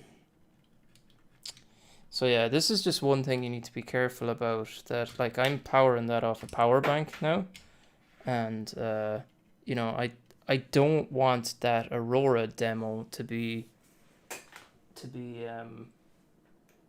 powered by my computer. So like I just need to disconnect that bypass. I had considered making it an actual switch, but I decided against that because I didn't want people to accidentally turn it on. Like I wanted it to be like a conscious decision that, okay, I am going to enable diode bypass mode. Like, it's funny, like I always powered the matrix shields with the with a barrel jack, and I have a barrel jack on my desk, a 5-volt one, and now I'm kind of like, oh well, you know, it'd be pretty nice to just keep using this USB-C that I have here. Right, so let's bring up a serial monitor. Alright, so I'm getting a pretty consistent like 50 and 50. Could you make a circuitry that auto blocks the input from USB if you use barrel? I went down that road to try do it, but it you could do that. What you described, you could do, but the problem is there's a scenario where you're plugging in the USB and you don't want it to power on the matrix. That's the issue. That like I'm in that scenario right now. I don't want to power the matrix, but the barrel's not plugged in. So you can see there we're getting a fairly consistent 50 on both of them, and we got a 23 there for whatever reason. I guess you could just average them out anyways. It's not made a huge difference there. It went down to 43. Okay, so it's down at 38 there now. So it's not crazy good, but it's good enough to detect. Like, oh, T9 went down to... Like, you can clearly see the difference between a touched one and a not touched one. So it's 49 versus 35. And then I've swapped them over now, so it's 51 versus 34. So, like, not amazing, but it should be workable. That was another thing where it was kind of like, I'll just add it because it's free to do, and like I have had needs where I just want some button to, like, you know, on boot up do something because a button is being pressed or whatever, and the touchpad is like, you know, takes up no space basically because I have the PCB room. There's pins there beside it that support it already, so it was just a case of, hey, I'll just add a pad there and see how it works out, and you know, I think that'll be fine. So you could basically take a few readings, and if the average, or if all three of them were below 40 or something, then you could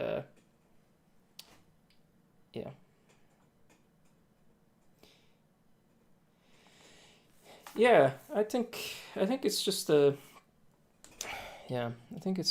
interesting way of doing it. Yeah, I thought that was interesting, Michael, that you got it working with the ESP32 yes, Sion, it's working. Let's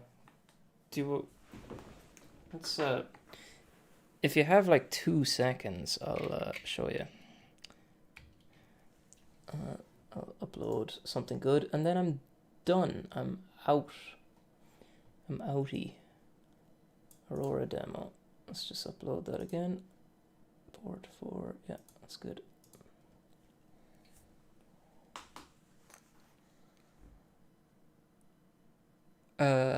USB plus 5 volts. How about separate power grids for one ESP, one for everything else, and 2 protection diodes? I think I kind of have that. Is that uploading? I don't think it is.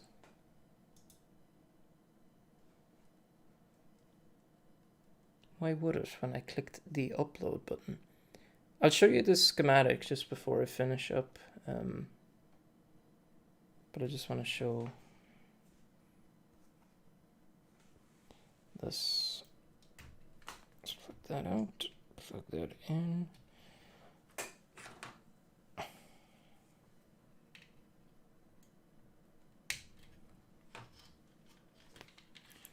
Let's focus behind me.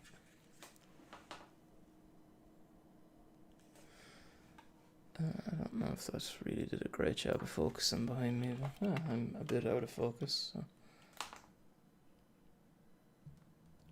Ooh.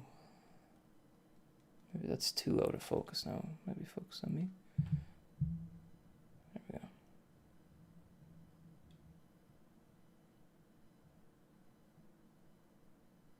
Imagine that as your visualizer, Frank. Something like that. Be pretty badass. I have a load of flies hitting off my... I was wondering what this noise was. It was like popping. Flies are hitting off my diffuse panel. Yeah, so that is that.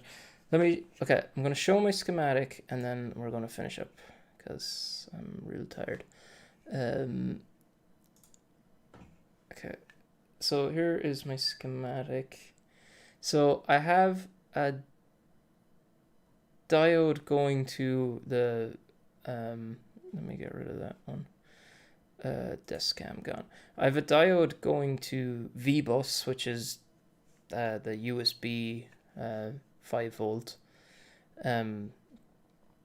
So the E5V is the ESP32 5 volts, and that goes to the regulator.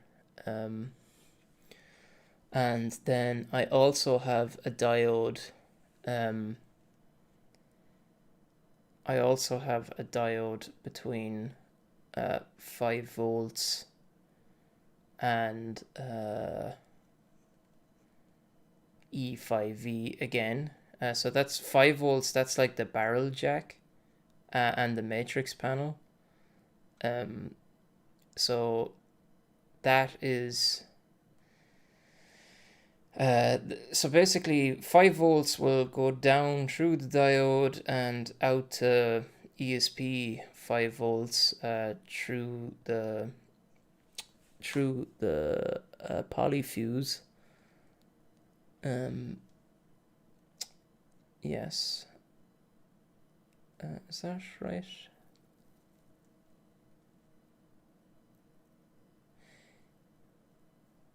Yes. Yeah, it will go down through the polyfuse, and check your piece of the schematic. It's there. Yeah, so does E5 have a diode? From what? Oh, does E5 have a diode from... E5 will never be an input. I am not going to stay up a few more hours to test that part. E5 will never be an input. It's always receiving power. So I don't think it needs a diode from anywhere. It doesn't have one.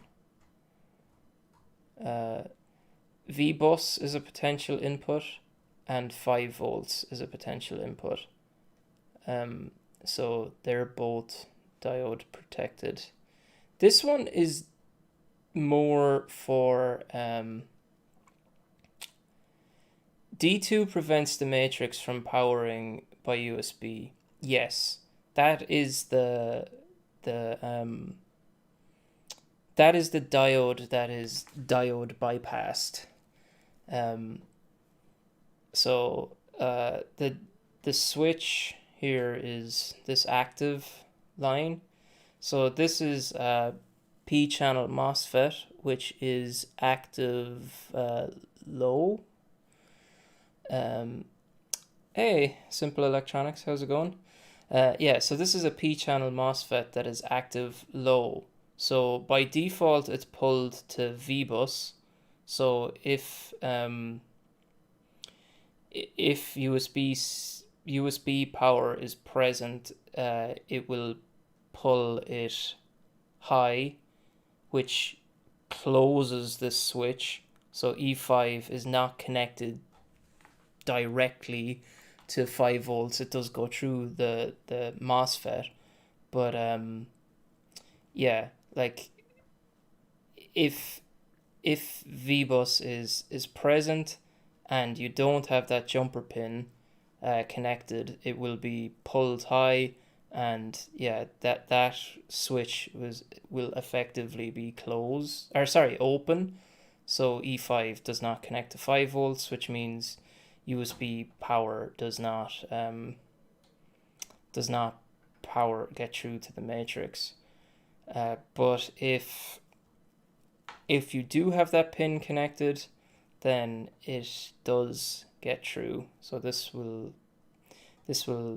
pull the MOSFET gate low, which closes the switch, which sounds like it's closed the door so you can't get through, but a switch is, closed means it's going through. So yeah, E5 will go through to 5 volts and will bypass D2.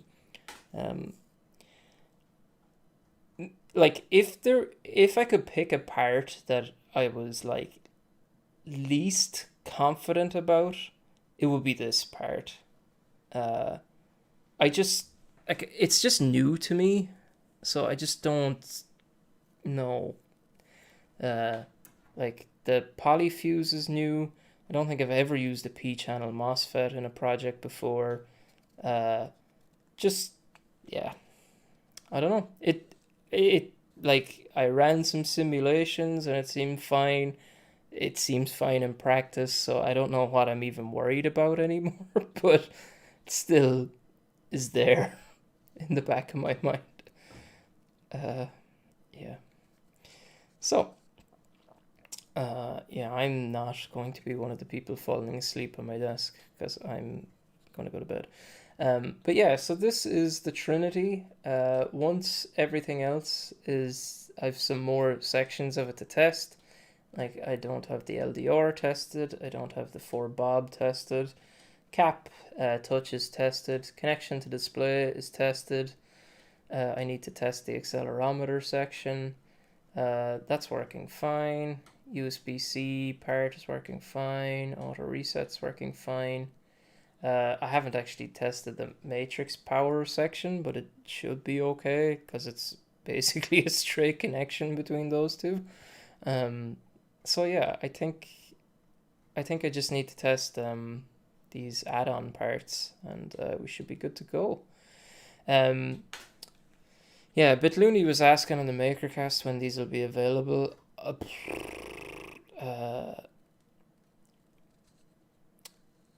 You don't know why the Q5 active jumper is there at all. So that is to like say, hey, I want you to not, like, as in E5 is basically take E5 as being like the USB power. Like when D2, like if you just like get rid of this bottom section for the moment, that basically is a scenario where the USB power can't get to the 5 volts, which is where the matrix gets powered from, but the barrel jack can power the ESP32. So like that's what that is. But then what this active pin is a way to let you basically jump over that diode, like as in go around it. So yeah, P-channel MOSFET. Yeah, so like there's plenty of scenarios where the USB will be able to handle it. So it's just to give the people the option of, like, if you plug in like the USB into your computer, your computer can probably only do 400 milliamps. So, or sorry, 500 milliamps. But like if you have a project that uses 1 amp on your display, then you would have to plug out the ESP32 or the Trinity from the matrix before you plugged it into your computer. So like the easiest way for you to power it is just using the barrel jack, you know, and then like if you're not worried about powering it from USB at all, just leave that jumper pin not connected to active or diode bypass. Never have to think about it again. But if you do want to power it using USB-C, I can hear people outside, which is weird for 2:15. Yeah, you use the diode bypass, and yeah, that's why I purposely made it an awkward way to switch it as well, so that you wouldn't accidentally go, what does this switch do? And yeah, actually it's just a dog barking. Yep, so that's what that does. So it's not bad to switch it if you want to, but it's just not as easy as a switch. But yeah, so too many steps. It is a lot of steps. Like, we'll see. That concept has been present. That concept has been present on the previous boards, but has never been as good as this. Like, the previous thing was like, unless you're doing something real simple, don't use USB. But now it's like, yeah, the USB-C is pretty good. Like, for most projects, it's probably going to be good enough. It's more complex behind the scenes than the previous one. Like, these are not open source, so you can get scribbling. Like, this was the previous one, previous style connector. Like, Xeon is absolutely miles behind.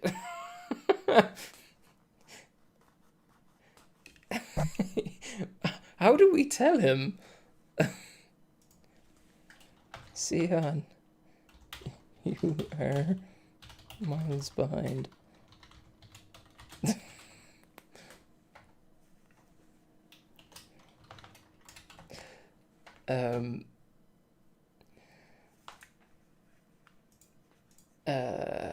I was wondering, he was like, I see flashing lights.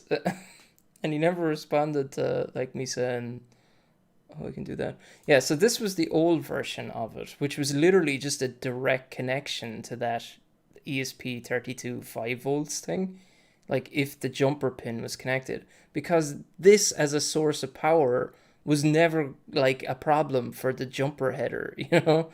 But because I can now do like at least 1.5 amps from it or whatever, just using the jumper header wasn't oh, you're seeing desk, oh crap. Sorry, LG monitor, sure. Yeah, so this was the old version. You were like at least half an hour behind, I think. I don't know how that happened. Yeah, so this was the old version, which was literally a direct connection to the jumper. So, but I think it kind of makes it a little bit more clear that, like, if the jumper was between 2 and 3, like, the Wemos 5 volts can't go backwards to here. But if the jumper is between 2 and 1, you can clearly see that it can, like, so that was fine because the jumper could provide enough current to, like, satisfy how much current could come from here. But that is not the case with the Trinity anymore, so that's why the MOSFET's there. But I've tried to keep it as simple as possible, so like it has the same inputs as previously, but just what it's doing behind the scenes is a little bit more complicated. But yeah, I'm pretty happy with that solution. Yeah, okay, everybody. I'm gonna finish up. Thank you so much for joining. I will talk to you again. Bye bye.